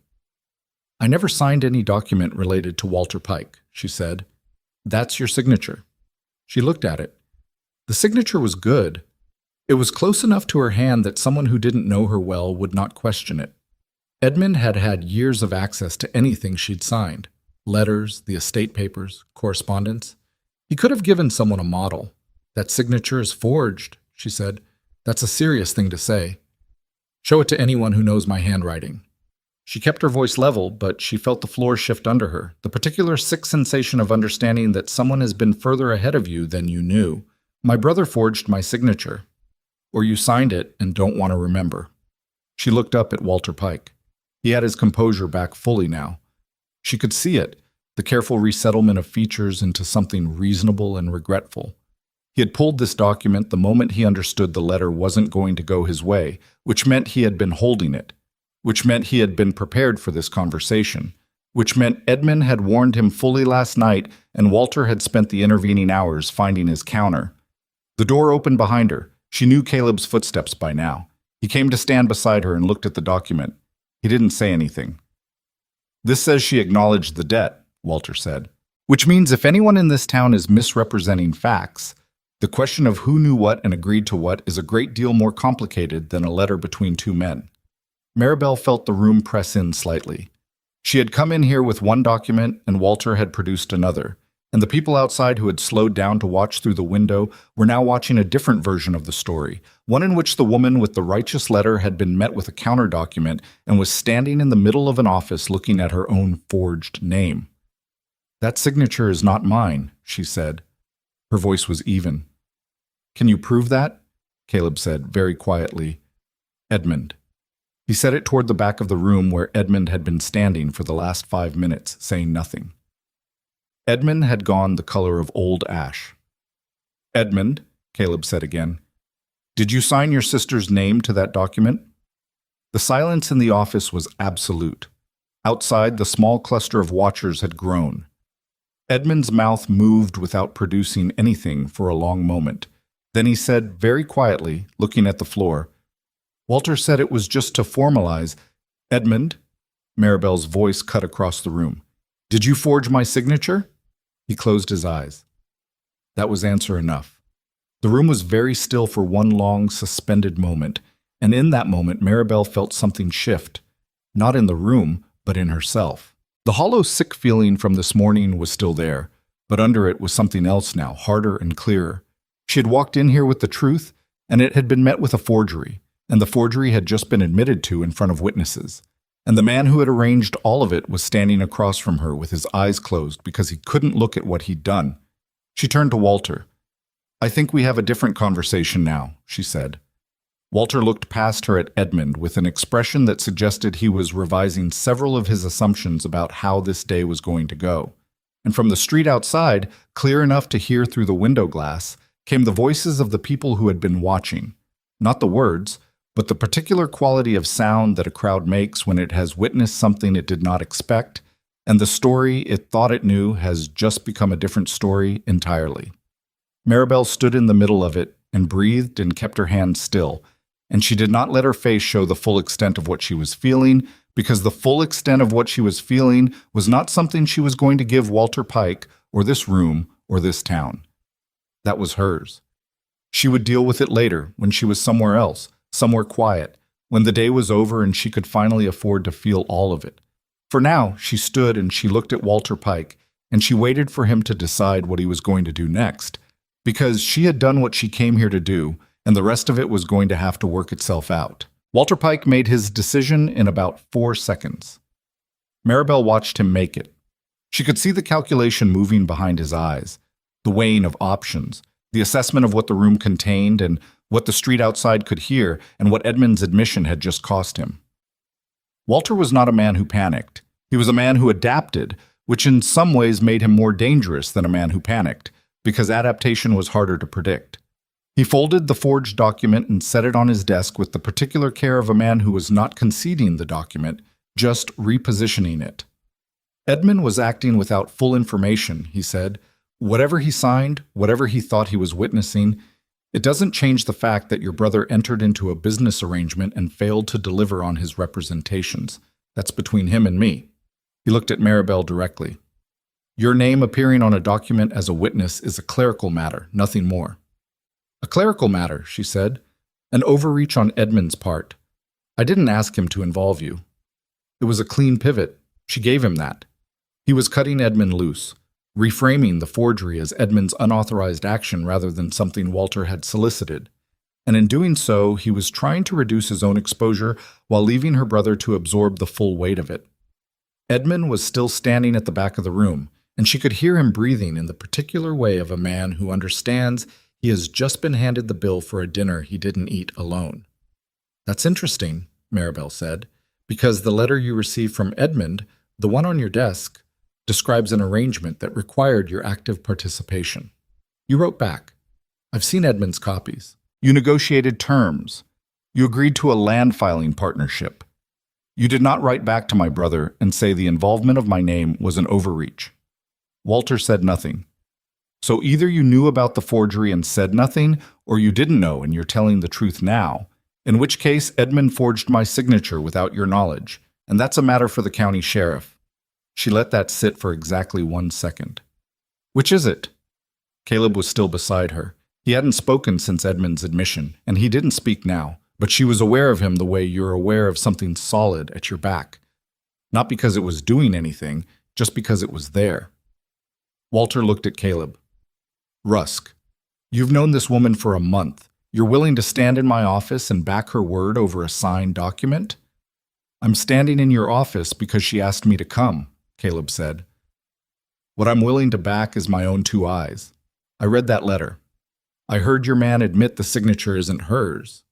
He paused. What you do next is your business. But those are the facts I witnessed today. Something moved through Walter's expression. A recognition, maybe, that the ground had shifted in a way he hadn't fully calculated. Caleb Rusk was not just a man standing in his office. Caleb Rusk was 11,000 acres and 3,000 head of cattle, and a name that carried weight in every business conversation between here and Denver. That weight was not nothing. I want to speak with Edmund privately, Walter said, before anything else happens. There's nothing private left, Maribel said. Your window faces the street. He looked at the window. The small crowd outside had grown to maybe 15 people, which in a town the size of Willow Bend was a significant portion of anyone who mattered. She saw Mrs. Thelman from the Mercantile, which was either bad luck or justice. She hadn't decided.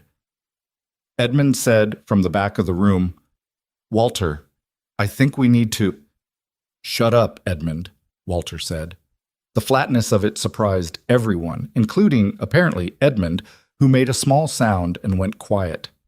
Maribel set her folder on the edge of the desk. I'm going to tell you what I want, she said to Walter. It's simple. I want the forged document destroyed.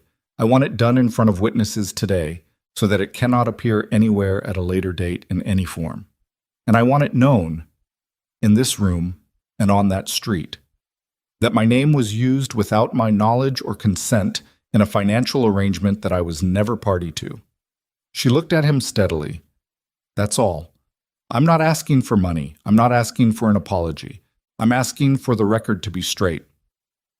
Walter looked at the folded document on his desk. She waited.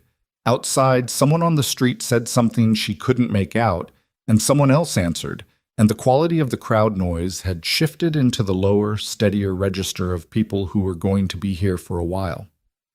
"And if I say no," Walter said, "then I walk out of here, and I take Edmund's letter with me, and I send a copy to the county land office, and I send another copy to the Denver papers, because the Denver papers like stories about land title fraud in the territories, and this one has all the elements they enjoy." She kept her voice very level. "You have business connections in Denver, Mr. Pike. Your wife's family has commercial property there. I imagine a story about forged documents and misrepresented estate holdings in your correspondence history would be inconvenient." The word inconvenient, delivered in that particular tone, landed exactly where she'd meant it to. Walter looked at her for a long moment. She could see the calculations still running. He was a man who calculated continuously. It was how he was built, and she watched him arrive at the end of them. He picked up the forged document. He tore it down the middle. The sound in that small office was very clean and very final. He tore it again and laid the pieces on the desk, and then he looked at her with an expression that was not defeat exactly, but was something in the neighborhood of it. "This conversation ends here," he said. "Whatever happened between your brother and me regarding the arrangement is between us. Your name is out of it." "Good," she said. "And I'd ask that the letter—" "No." She picked up her folder, Edmund's letter inside it. "The letter stays with me. I'm not destroying evidence of what Edmund did. That's between him and me, and I'll handle it as I see fit." She looked at Walter one last time. "Good day, Mr. Pike." She walked to the door and opened it and went out into the Willow Bend morning, and the crowd on the sidewalk parted for her without her having to ask. The walk back to the wagon was about 30 feet, and it felt like a mile. Not because she was afraid of the people watching. She had gotten past afraid somewhere in the middle of the office, but because she was suddenly very tired in a way that went all the way down to her bones. The kind of tired that comes after you have held yourself absolutely together for several hours and the requirement to hold together has just slightly relaxed. She reached the wagon and put her hand on the side of it and stood there for a moment. Caleb came up behind her. "You all right?" "Yes." A pause. "Give me a minute." He gave her the minute. He stood at the horse's head and didn't look at her, and didn't talk to anyone in the dispersing crowd. And she stood with her hand on the wagon and breathed the Colorado morning air and let her shoulders drop approximately half an inch from where they'd been for the last 2 hours. Then she climbed up onto the seat. Edmund came out of the office while she was getting situated. He walked toward the wagon slowly, with the look of a man who is not sure of his reception and knows he doesn't deserve one. "Maribel." She looked at him. He stopped at the wheel. Up close, he looked worse than he had on the porch yesterday. The ash color had stayed in his face, and there were lines around his eyes she didn't remember being quite so deep. "I want to explain—" "Not today," she said. "I need you to—" "Edmund." She held his gaze. "Not today. Do you understand me?" He understood. He took a step back. Caleb climbed up and took the reins, and they pulled out of Willow Bend without ceremony, and Maribel sat on the wagon seat with her folder on her lap and looked at the road ahead and did not look back. They were 2 miles out of town when Caleb said, "You gave him a way out." "Pike? You could have pushed harder. The Denver papers, the land office. You had more than you used." She considered that. "I know." "Was that intentional?" "I didn't come to destroy him." She watched the grass moving in the wind on either side of the road. "I came to straighten the record. There's a difference." She paused. "And I came to destroy the document. That was the thing I needed most. That forged signature can't exist somewhere waiting for someone to find it." Caleb was quiet a moment. "What about Edmund?" The question sat between them. She didn't answer immediately. She thought about Edmund in the office, the ash color of his face, the small sound he'd made when Walter told him to shut up. She thought about what it meant that her brother had allowed himself to be managed by Walter Pike to the point of forging his sister's name on a document, and what that said about how far Edmund had fallen into the particular trap of wanting something so badly that you start doing things you can't explain to yourself clearly. She was not sorry for him. She wanted to be precise about that, at least in her own mind. She was not going to perform forgiveness she didn't feel, but she also understood that Edmund was the smaller problem. Edmund had been foolish and cowardly and had prioritized a land filing over his sister's dignity, and those things were true, and she would not forget them. But Walter Pike had known, had used, had constructed. Walter was the architect of most of it, and Walter had just been handed a significant consequence in a town where consequence mattered. "I'll deal with Edmund separately," she said, "when I'm ready." Fair enough. They rode in quiet for a while. The thin line of clouds had moved north, and the sky had opened up into the wide blue that she was starting to recognize as Colorado's particular gift. That enormous, uncomplicated sky that made everything below it seem smaller and more manageable than it probably was. "You didn't have to come," she said. "You said that already, yesterday, I think." "I'm saying it again. You were a witness today. Walter knows that. If he decides to be difficult about the land office connections or anything else, let him be difficult." Caleb's voice was even. "I've been doing business in this territory for 15 years. Walter Pike has been doing it for 1. If he wants to make something out of today, he'll find out fairly quickly what that costs him." She looked at his profile. "You're not worried?" "I'm not worried about Walter Pike, no." "What are you worried about?" He was quiet long enough that she thought he might not answer. Then, "Whether you're actually all right. And before you say yes again, I'm asking specifically, not generally." She sat with that for a moment. The honest answer was complicated. I've been better. I've also been considerably worse." She shifted the folder on her lap. "I'm angry.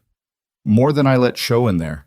I'm angry at Edmund in a way that's going to take a long time to work through.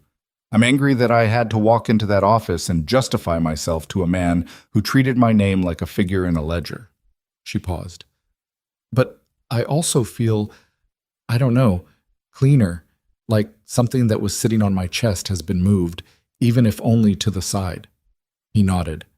"That's a reasonable thing to feel. Is it strange that I'm not more undone by it?" He looked at her briefly. "Why would it be strange? Most people would expect a woman in this situation to be in pieces." "Most people have low expectations of women in this situation." She turned that over. "That's surprisingly direct." "I'm a direct man." "I'm beginning to understand that." The ranch road appeared ahead, the long post-fenced drive that led to the main house, and she felt something ease in her shoulders again. The particular relief of a place that had begun, without her entirely deciding it, to feel like where she belonged. Silas was on the porch when they came in. This was new. He had come out to the yard in the mornings sometimes, in the weeks since the morning he'd walked across to the far fence, and he had begun taking short rides around the near property with one of the hands on Tuesdays. Caleb had mentioned this to her quietly, with the careful tone of a man trying not to make too much of something in case it disappeared. But Silas on the porch in the afternoon, sitting in one of the chairs that had been straightened and dusted sometime in the last 3 weeks, was new. He watched them come up the drive and climb down from the wagon without speaking. Maribel went up the porch steps. "I didn't expect you out here." "Couldn't settle inside." He looked at her face with the direct attention of a man who had lived long enough to read people accurately. "How'd it go?"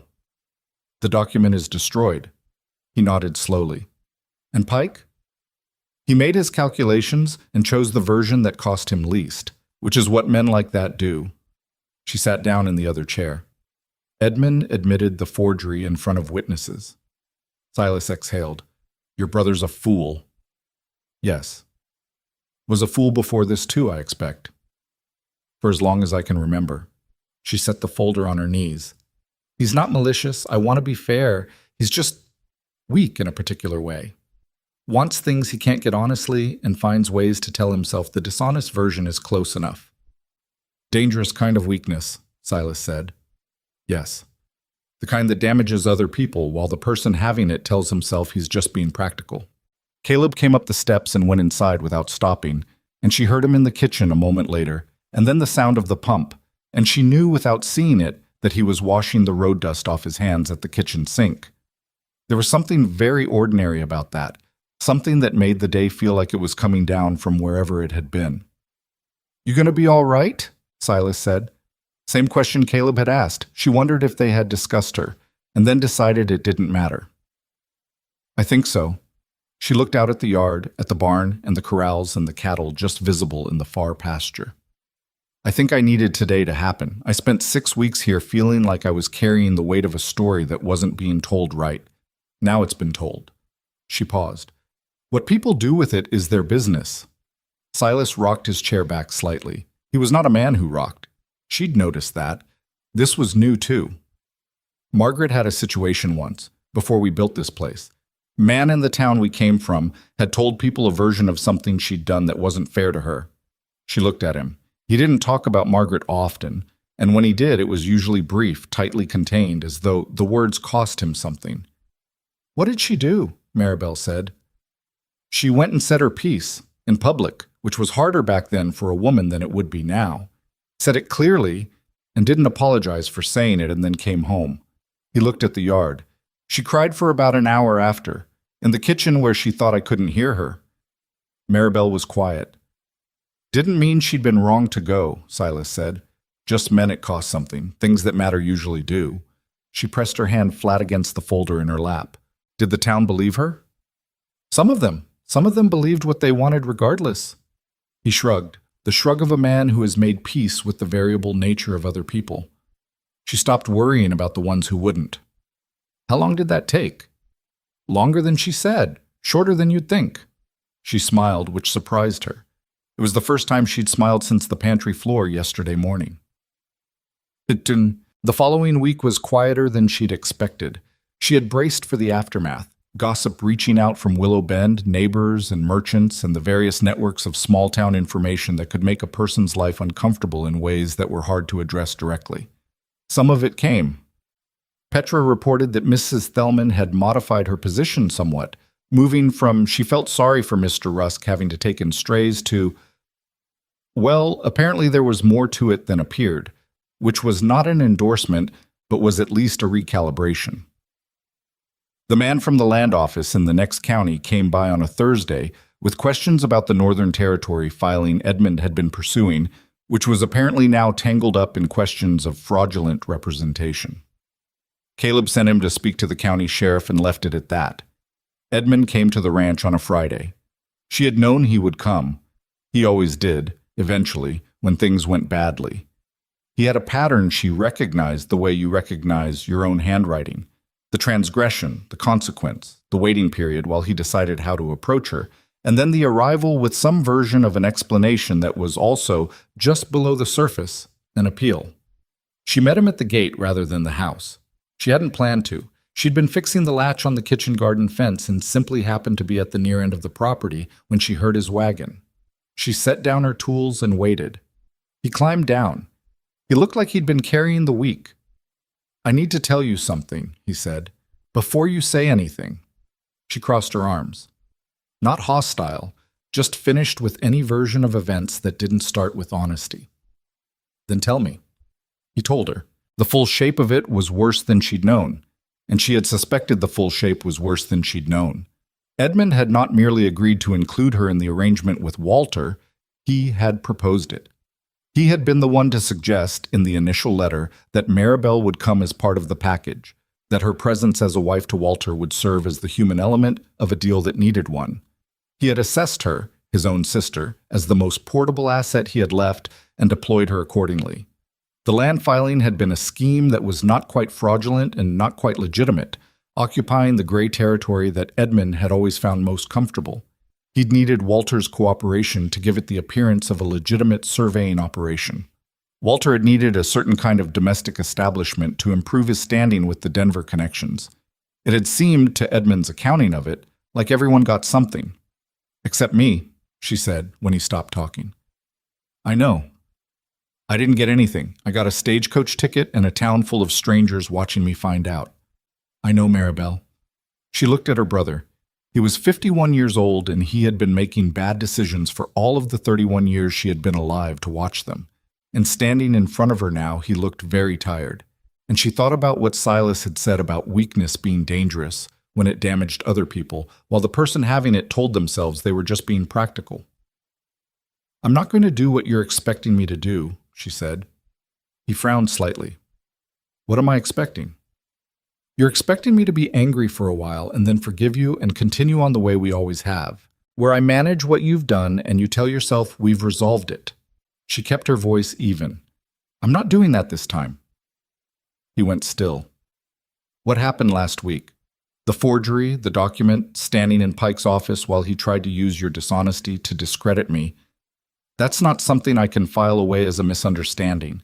You sold me, Edmund. That's what you did. And I've been working out how to say that to you in plain terms since I found your letter." She watched his face.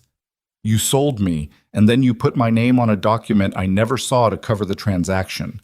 And when I confronted it, you folded and let Walter Pike tell you to shut up in a room full of people."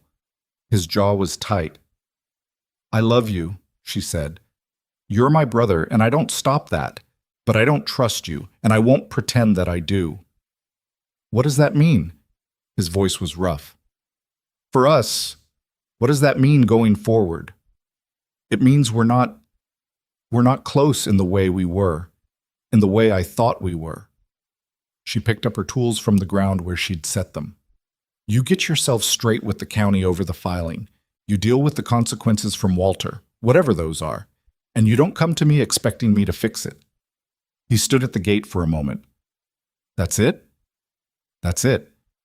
She walked back toward the house, and after a moment she heard him get back in his wagon, and she kept walking. She didn't cry until she was in the kitchen with the door closed, and then only briefly and with the faucet running so no one could hear, which was something she had learned from a woman she'd never met who had cried in a kitchen for the same approximate reason. Because saying the true thing out loud cost something, and the cost was real, and you had to let yourself feel it before you could set it down. She washed her face and dried it and put the dish towel back on the hook. Then she started on the evening meal. Come. 3 weeks after the confrontation in Willow Bend, 2 things happened on the same day that she didn't realize were connected until later. The first was that Clara Pike came to Red Lantern Ranch. Maribel saw the wagon from the kitchen window and didn't recognize it at first, and then recognized Clara when she climbed down, the precise way she moved, the careful clothes. She wiped her hands on her apron and went to the door. Clara stopped at the base of the porch steps. "I'm not here to cause trouble." "Then come up," Maribel said. She brought Clara into the kitchen and made coffee, and they sat at the table, and Clara was quiet for a moment, looking at the kitchen with the assessing eyes of a woman who was taking an honest inventory. "You've done a lot with this place," Clara said. "It needed doing." "I imagine," Clara wrapped her hands around her mug. "I want to be honest with you. I came because I read that letter again. I kept a copy, Walter didn't know, and I've been thinking about what it meant, about what he agreed to." She looked at Maribel directly. "He knew the estate was misrepresented. I want you to know that I know that. He told me something different at the time, and I believed him because I chose to, and that's something I have to sit with." Maribel looked at her. "Why are you telling me this?" "Because you deserved someone to say it plainly, that what was done to you wasn't a complication or a misunderstanding. It was a choice that several people made, and you were the one who paid for it." She drank some coffee. "I also want you to know that the situation with Walter and myself is being reconsidered." "I'm sorry." "Don't be." Clara set down the mug with a precision that was not angry, but was final. "I'd rather know than not know. Most women are not given the choice." They sat in the kitchen for another half hour, talking about things that were not Walter Pike and not Edmund, the ranch, the territory, Clara's family's business in Denver. It was careful conversation, the kind 2 people have when they are deciding whether they respect each other, and by the end of it, Maribel thought she did. Clara left with a nod that was not quite friendship, but was something, acknowledgement maybe. The recognition between 2 women that they have each been handed a version of the same lesson by men who should have known better. The second thing that happened that day came in the evening. Caleb came in from the north pasture later than usual, after dark. and he was quieter than normal over supper. Silas noticed. She could see it in the old man's eyes, that careful tracking of his son. She noticed too, but she waited. After Silas went upstairs, she cleared the plates, and Caleb sat at the table with his coffee and didn't move toward the door. "The land office sent word today," he said. She turned from the sink. "About Edmund's filing?" "About Pike's involvement in it. The filing is being reviewed for fraudulent representation. The county is looking at the correspondence, which includes apparently some additional letters that neither you nor I have seen." He turned his mug in his hands. "I don't know yet what it means for Pike's business here, but it means the conversation in that office had consequences beyond that room." She dried her hands. "Is that what was on your mind at supper?" "Partly." He looked at the table. "I also had a conversation today with a man from the county commissioner's office. He was asking about you." She went still. "What about me?" "About the arrangement, whether you were a party to the original agreement, whether you had any claim in the filing." He looked up. "I told him you weren't party to anything, that I had witnessed the admission that your name was used without consent, and that any suggestion otherwise was based on a document that had been destroyed in front of witnesses." He paused. He seemed satisfied. She sat down across from him. "You didn't tell me he'd come." "I'm telling you now." He met her eyes. "I didn't want you to worry while it was still unsettled." "Caleb." She said his name with the same quiet weight he'd used on hers once, back in Pike's office. "I need to know these things when they happen, not after." He absorbed that. "You're right. I'm sorry." The apology was simple, and he didn't dress it up, which she appreciated. "Thank you for handling it, and for telling him the truth." She folded her hands on the table. "What does the commissioner's interest mean for you?" "For the ranch? Probably nothing. I'm not connected to the filing, and I have nothing to do with Pike's land dealings." He paused. "For my name being attached to this situation, it depends on how people in town decide to read it." "Are you worried about that?" He was quiet a moment. "No," he said. "But I want to be honest with you about the fact that standing beside you in Pike's office was not without cost. Some people in town have decided to read it as me taking sides in someone else's dispute." She held his gaze. "Do you regret going?" He didn't hesitate. "No." "Then I'm not going to thank you for it, because you told me yourself you weren't there as a favor." That almost got a smile out of him. "I did say that. I'll say this instead." She put her hands flat on the table. "Whatever the cost of today was, I know it wasn't nothing, and I don't take nothing as nothing, even when I don't say so." He looked at her for a long moment across the kitchen table, in the lamplight, in the quiet of the house that had been so silent when she arrived and was not anymore. "I know you don't," he said. "Tep." The shift between them after that happened slowly, the way most real things happen, not in a single moment, but across a series of small ones that you don't fully recognize until you look back and see the shape of them. It was the evening he came in from a long ride, and she had kept supper warm without being asked, and the way he looked at the covered plates on the back of the stove carried something she didn't examine too closely. It was the morning she burned the cornbread, which had never happened to her before, and he ate it without comment, and then, when she said something sharp about it, he said it tasted fine, and she told him it didn't, and they argued about it for 10 minutes in a way that was completely about the cornbread and not at all about the cornbread, and ended with her laughing unexpectedly in the middle of a sentence, which surprised both of them. It was Silas, watching all of it with the weathered patience of a man who had been in love himself and understood what it looked like when two people were working up to something they were both pretending not to work up to. He said nothing. He was smart enough for that. It was the afternoon she was planting the front beds. She'd finally pulled the dead stalks and turned the soil and ordered seeds from the catalog, and she was on her knees in the dirt getting it done when she heard the porch door and looked up, and Caleb was standing there watching her. She'd expected some comment about the beds, about the seeds, something practical. He said, "My mother planted lavender on the right side, and wild columbine in the back." She sat back on her heels. "Do you know where to get them?" "I know someone who does." "Then get them. I'll plant them where they belong." He went back inside, and she turned back to the soil, and she thought that some things repaired themselves from the outside in.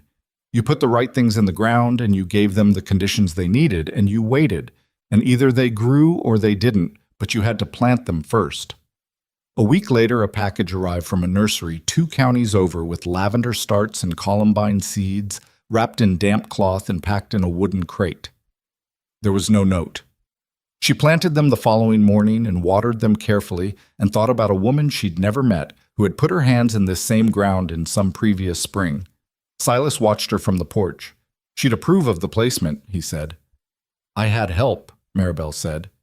He looked at the front door through which Caleb had gone 20 minutes before. I know, he said. The afternoon light came across the yard in that particular Colorado way that made the grass look golden and the fence posts throw long shadows, and the whole ranch look, just for a moment, like something from a story someone would want to tell.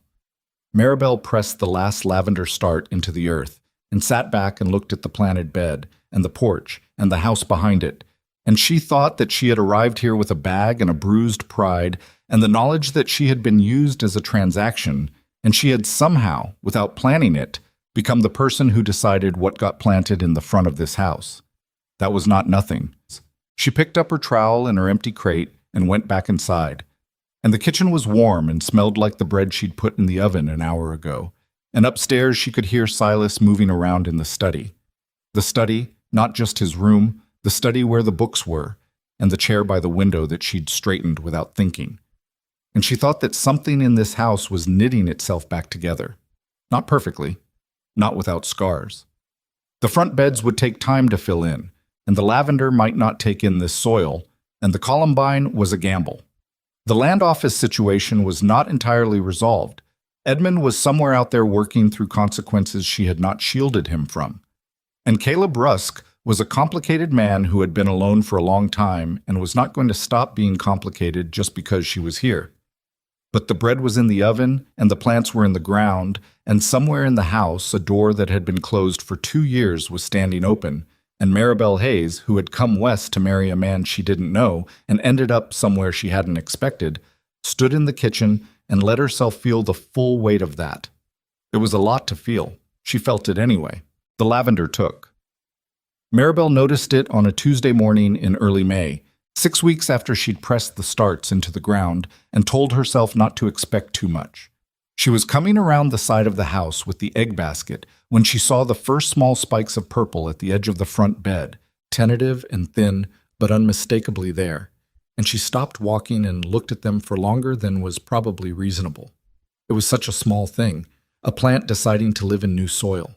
She went inside and made breakfast and didn't mention it to anyone, but all morning she carried the feeling of it, the particular quiet satisfaction of something you tended actually responding.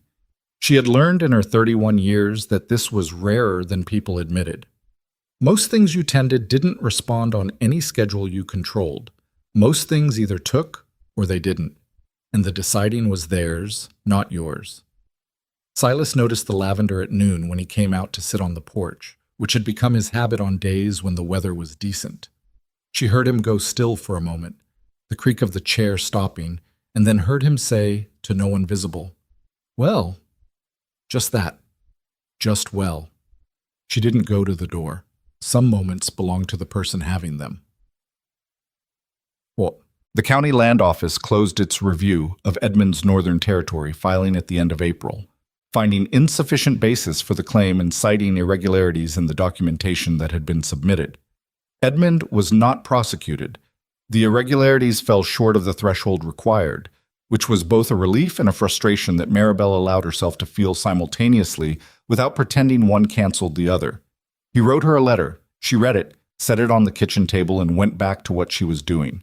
It was a letter full of the language of contrition without quite arriving at contrition. Edmund had always been better at the shape of apology than the substance of it, and she wasn't ready yet to decide what she wanted to do with it. Walter Pike and his wife had, as Clara had indicated, begun a renegotiation of their situation. She heard this through Petra, who heard it through her mother, who heard it through the general current of information that moved through Willow Bend like water through a not-quite level floor.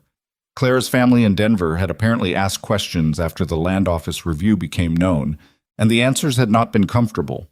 What it meant for Walter's business in Willow Bend, she didn't know, and told herself she didn't need to. She had the record straight. That was what she'd gone for. The rest of it was other people's accounting to do. What mattered, in the daily texture of her life at Red Lantern Ranch, was that the spring roundup had gone well, and Caleb was less tired in the evenings than he'd been in March. What mattered was that Silas had ridden out twice last week to look at the eastern fence line, the one he'd mentioned needing repair at a dinner table 4 months ago, and had come back with specific opinions about what needed doing and specific memories of how he and Margaret had handled the same section 20 years before. What mattered was that the kitchen had become a place people moved through on their way to other things, rather than a room that was simply functional. The hand stopped at the back door sometimes for coffee in the morning. Petra had started staying 20 minutes after her work was done just to sit at the table, and one evening Maribel had come back from the garden to find Caleb and Silas in the kitchen together, not talking particularly, just occupying the same warm room in the way of people who had stopped finding that unremarkable. She stood in the garden doorway and looked at them and felt something she didn't have a clean word for. Not happiness, exactly. Happiness was too light a word for it, too uncomplicated. It was more like rightness. The feeling that the thing in front of you is the thing that is supposed to be there, even if you couldn't have described it before you saw it. She went inside and started on supper. Caleb found her in the study on a Thursday evening in May, which was where she'd taken to spending an hour before the lamps went low. She had worked her way through most of the novels on the left-hand shelf and had started on the histories, which were dense but interesting, full of the kind of specific detail about people making decisions under pressure that she found more useful than any general principle. He knocked on the open door, which he'd started doing recently, and she looked up. "Do you have a minute?" She set the book on the chair arm. "Yes." He came in and didn't sit, which meant whatever this was, he hadn't settled into it yet himself. He stood near the window with the chair she'd straightened months ago, the chair Silas now used on Tuesday and Thursday afternoons when the light came in at the right angle, and he looked at the floor for a moment in the way that meant he was organizing something. "I want to ask you something," he said, "and I want you to know that whatever you answer, nothing about your position here changes. I want to be clear about that before I say it." She looked at him steadily. "All right." He looked up. "I want to ask if you would consider staying, not as the woman who manages the ranch house, as more than that." He stopped. "I'm not good at this." "I know you're not," she said. "Keep going." Something shifted in his expression.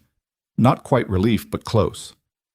"I've been thinking about how to say this in a way that doesn't sound like I'm making an offer and waiting to see if you'll take it, because that's how things got arranged before in your life, and I don't want—" He stopped again. "I don't want you to feel like you're being proposed to as a transaction." The word transaction sat between them with considerable weight, and they both felt it.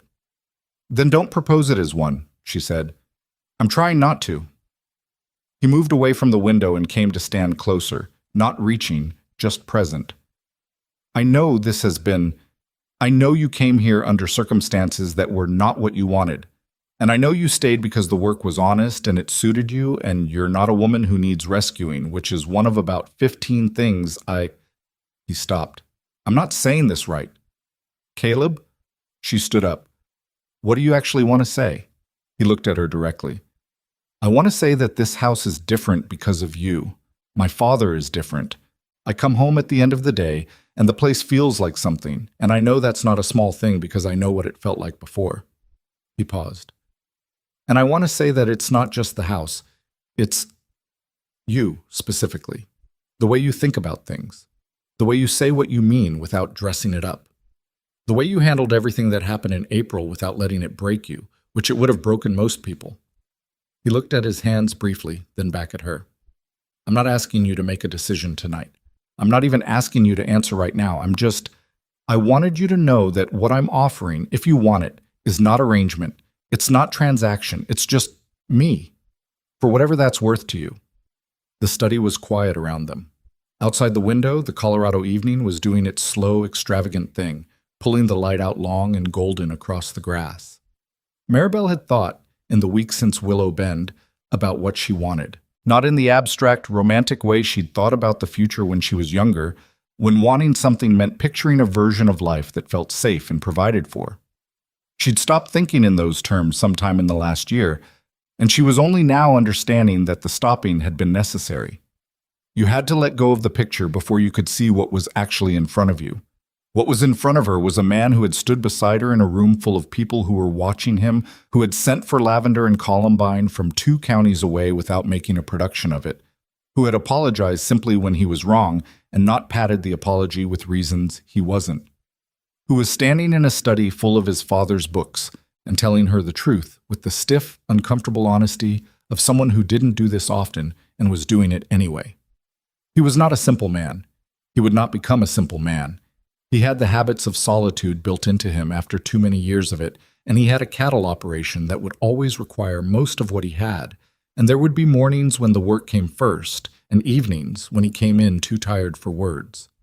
She knew all of that, and she was not pretending she didn't. "I have conditions," she said. His expression didn't change, but something in his eyes did. "I figured you would. I keep my role in the ranch house as it is. I'm not becoming decoration. I wouldn't know what to do with decoration. I keep my wage for 6 months, until we know each other well enough to know whether this is actually what we both think it is." He nodded. "Fair. And if I tell you something is wrong, with the household, with us, with anything, you hear it before you decide what to do about it, not after." "You mean don't handle things on your behalf without telling you?" "I mean exactly that." He was quiet a moment. "Those are your conditions." "Those are my conditions." He held out his hand. Not a romantic gesture, a practical one. The handshake of someone who intended to keep his word and understood she would know the difference. She took it, and his grip was the same as the first day, firm and quick, except that this time neither of them let go immediately. "I'm not easy to live with," he said. "I want to say that plainly." "I know. I've been living here for 3 months. I get up at 4 in the morning. "I know that too." "I don't talk much when I'm tired." "Caleb." She looked at him. "I'm not asking for easy. I'm asking for honest." He looked at her hand in his for a moment. "That I can do." They stayed there another moment in the study that had been closed for 2 years and was now lit and used and full of the small evidence of habitation. The bookmark in the history on the chair arm, the 2 coffee rings on the small table from Thursday afternoons, the window chair turned back to face the light. Then she said, "Supper's going to burn if we stand here much longer." He let go of her hand and she went back to the kitchen, and she heard him behind her on the stairs, and she stood at the stove and checked the pot and felt the ordinary settled weight of an evening that was, despite everything, exactly what it needed to be. She wrote to Edmund in June. Not the letter she had been writing in her head for months. Not the version where she laid out every accounting of what he'd done and what it had cost her, which she had composed at 3 in the morning on several separate occasions, and then not sent because the composing was for her, and the sending would have been for something else, something she didn't want to give him. She wrote him a shorter letter. She told him she had made her home at Red Lantern Ranch.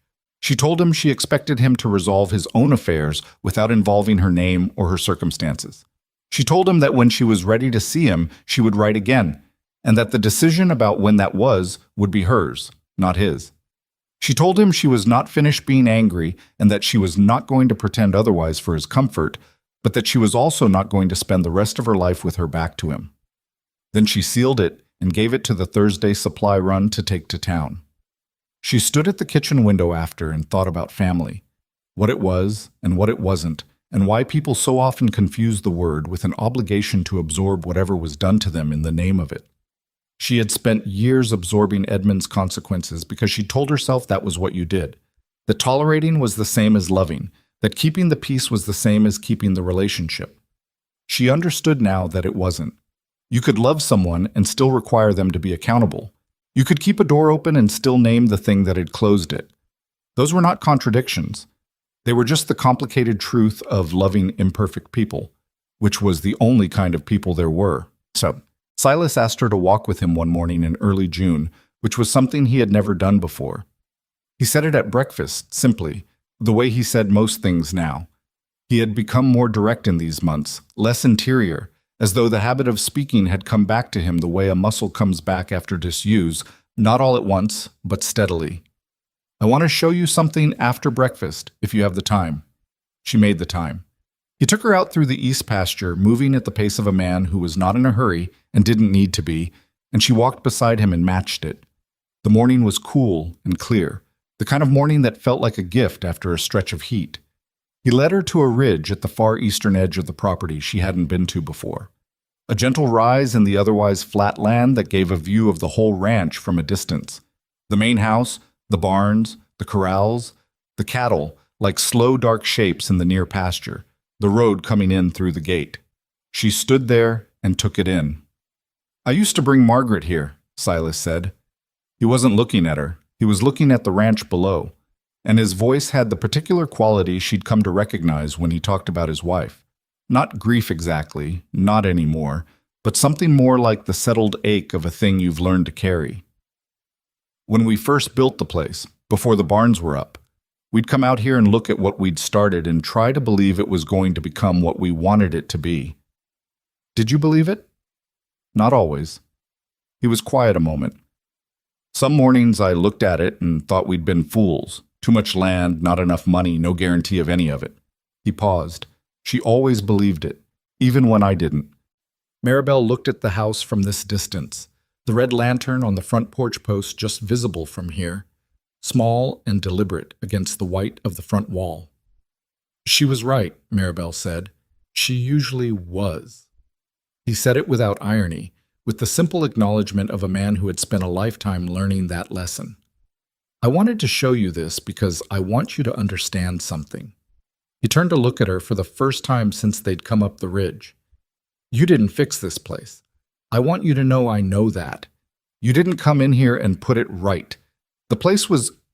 It was always what it was. It just needed someone to remind it." She looked at him. "Margaret would say... She said it to me once when I was being hard on myself about something. She said, you can't build something alive from the outside. You can only give it the conditions and let it build itself." He turned back to the view. "You gave this place conditions. That's different from fixing it." She stood with that for a long moment, and the morning air came across the ridge, and the grass moved, and somewhere down in the near pasture a cow called out, and another answered. "Thank you," she said, "for telling me that." "Thank you for the cornmeal porridge on Saturday mornings," he said, "and for not pushing." "You would have pushed back." "Probably." Something in his face did the thing she had come to love. Not quite a smile, never quite a smile, but the near neighborhood of one. "Caleb does too. You're patient with him." "He's patient with me." "He tries to be." Silas looked at his son's house below them. "He's not always good at it. He's better than he was." She thought about the morning 3 weeks ago when she had been short with Caleb over something she couldn't even fully remember now. Some disagreement about the supply order, something that had been about the supply order on the surface, and about exhaustion and the accumulation of small frictions underneath, and how he'd gotten quiet the way he got quiet. And then, an hour later, had come back and said that he thought she was right about part of it, and wrong about another part, and they'd talked through it until it was actually resolved rather than set aside. That was not nothing. That was, in fact, one of the things she had never quite had before, someone willing to come back to the difficult thing and stay in it until it was finished. "He's not easy," she said. "No." Silas turned from the view and started back down the ridge. "Neither are you." She followed him back down through the east pasture and thought that he was right, and that right was probably what she needed to be. The wedding was in September, which gave the lavender time to fill in and the columbine to come up the way columbine does. A little wild, a little sideways. Not quite where you planted it, but beautiful in its own terms. Maribel had wanted it that way. The bed not too controlled, not too groomed, something that looked like it had grown from the place rather than been arranged on top of it. She did not wear white. She wore a deep blue dress she had made herself over the course of August, because she was a practical woman who sewed competently, if not beautifully, and who did not see the point of buying something she could make. Caleb wore his good coat and clean boots and looked, Petra told her while helping with the buttons, like a man trying very hard not to look nervous and not quite succeeding. The ceremony was small. The justice of the peace from the county seat, Silas, in his better clothes, looking out at the Columbine bed from the porch, with an expression she could not see from where she was standing, but that Caleb told her later was the most present he had looked in 2 years. Petra and her mother. Two of the ranch hands who had worked at Red Lantern long enough to have known Margaret, who stood at the edge of the porch with their hats in their hands and their expressions respectful. It was not a perfect day. It was September in Colorado, which meant the weather changed its mind twice before noon. Clear, then overcast, then a brief sharp wind that knocked the hat off the justice of the peace and made Petra chase it across the yard while everyone watched. When they got to the words, the justice of the peace stumbled slightly over the date, realized it, corrected himself, and turned briefly red. Caleb, standing beside her, leaned down and said in a voice too low for anyone else to hear, "He's worse at this than I am." And she pressed her lips together to keep from laughing and didn't entirely succeed, which meant they were both slightly crooked-faced through the last portion of it, and Silas, watching from the porch, made the almost smile for the first time in 2 years. None of it was the picture she had carried when she was younger. It was better than the picture. The picture had been smooth, a version of a life assembled from things she'd been told a life should look like. This was specific. This had a stumbling justice of the peace and a hat blowing across the yard, and a man beside her who was nervous in his good coat, and a porch full of people who had watched this house come back to itself over 9 months and were glad of it. Specific was better. Specific was real. You couldn't misplace something real the way you could misplace a picture. She thought about Walter Pike exactly once that day, in the late afternoon when the ranch hands had gone back to the bunkhouse and Silas had gone inside, and she and Caleb were sitting on the porch steps in the September light. She thought about the man who had read her letters for 4 months and agreed to terms that reduced her to a useful element in someone else's plan. She thought about the stagecoach in the main street of Willow Bend and the feeling of the floor going out from under her in the middle of a public thoroughfare. She thought about what she would have said to herself that day, if she could have said anything. She wasn't sure she would have believed it. She wasn't sure anyone told at their lowest point, told that the thing being taken from them was making room for something they couldn't see yet, ever quite believes it. You have to find that out yourself on the other side. What she knew now on the other side was this. The worst thing that had happened to her had not been Walter Pike marrying someone else. It had been the years before that, the years of absorbing Edmund's management and telling herself that depending on someone else's decisions for her life was the same as being cared for. The stagecoach had just been the place where that arrangement finally showed her its true face. You couldn't see the face until it showed itself, and once it did, you couldn't go back to not seeing it. Some gifts arrived with terrible wrapping. She was not grateful for what Edmund and Walter had done. She wanted to be precise about that. Gratitude would be the wrong word, a way of softening what had been a genuine harm. But she was grateful for what she had found in the aftermath of it. And those were two different things, and she was done letting one erase the other. Caleb said, beside her, "What are you thinking about?" "The stagecoach," she said. He was quiet a moment. "The one that brought you here?" "The one that brought me here." He looked at the road coming through the gate, the long post-fence drive she had come down 9 months ago in a wagon with a man she hadn't yet learned to trust. "Do you regret taking it?" She looked at the lavender in the front bed, purple and thin, but holding. She looked at the red lantern on the porch post that someone lit every evening now without being asked, because it had simply become part of what the ranch did at dusk. She looked at the porch chair that was not at the wrong angle anymore. "No," she said. He nodded. He didn't press it, didn't ask for more than she'd given, which was one of the things about him she had stopped noticing as remarkable because it had become simply what she expected from him, which meant she had started expecting it, which meant something. The September light came across the yard in that long Colorado way, and the ranch was quiet around them, the good working quiet of a place that had finished its day and was settling into evening. And somewhere inside the house, Silas was moving through the rooms in the particular unhurried way of a man who had remembered that the rooms were his. She was not a woman who had arrived and fixed everything. She was a woman who had arrived with a bag in her pride and found, against all expectation, that those were the right things to bring. She had not been saved by Caleb Rusk's money, or his name, or the size of his land. She had been made visible by her own refusal to stay invisible. The letter she read on a pantry floor, the walk across a strange town, the door of an office she had opened herself. Those were hers. The things she had built here were hers too, in the way things are yours when you have put your actual hands on them. What you are is what you do when the floor goes out from under you. She had learned that, not as a principle, not as something she'd read, but as a lived thing, tested in the specific conditions of her own specific life. You find out who you are not in the easy times, when the picture is intact and the arrangements hold. You find out in the middle of a street in a town you've never been to, with one bag and a bruised pride and the knowledge that no one is coming to make it all right. And then you decide what you're going to do next. She had made her decision. She was still making it. That was the part no one told you, that the deciding was not a single moment but a continuous practice. Every morning, a small recommitment to the life you were building rather than the one that was done to you. Every morning, the bread in the oven. Every morning, the latch on the garden fence. Every morning, the lavender that took and the columbine growing sideways and the red lantern waiting to be lit. Caleb's hand found hers on the porch step, without ceremony, without announcement, the way you reach for something that is simply where you expect it to be. She let it stay. The light came down long and gold across Red Lantern Ranch, and the Colorado evening opened above them. And Maribel Rusk, now, though she would answer to both and correct people about neither, sat on the porch of a house that had been holding its breath for 2 years and finally was not, and she breathed with it.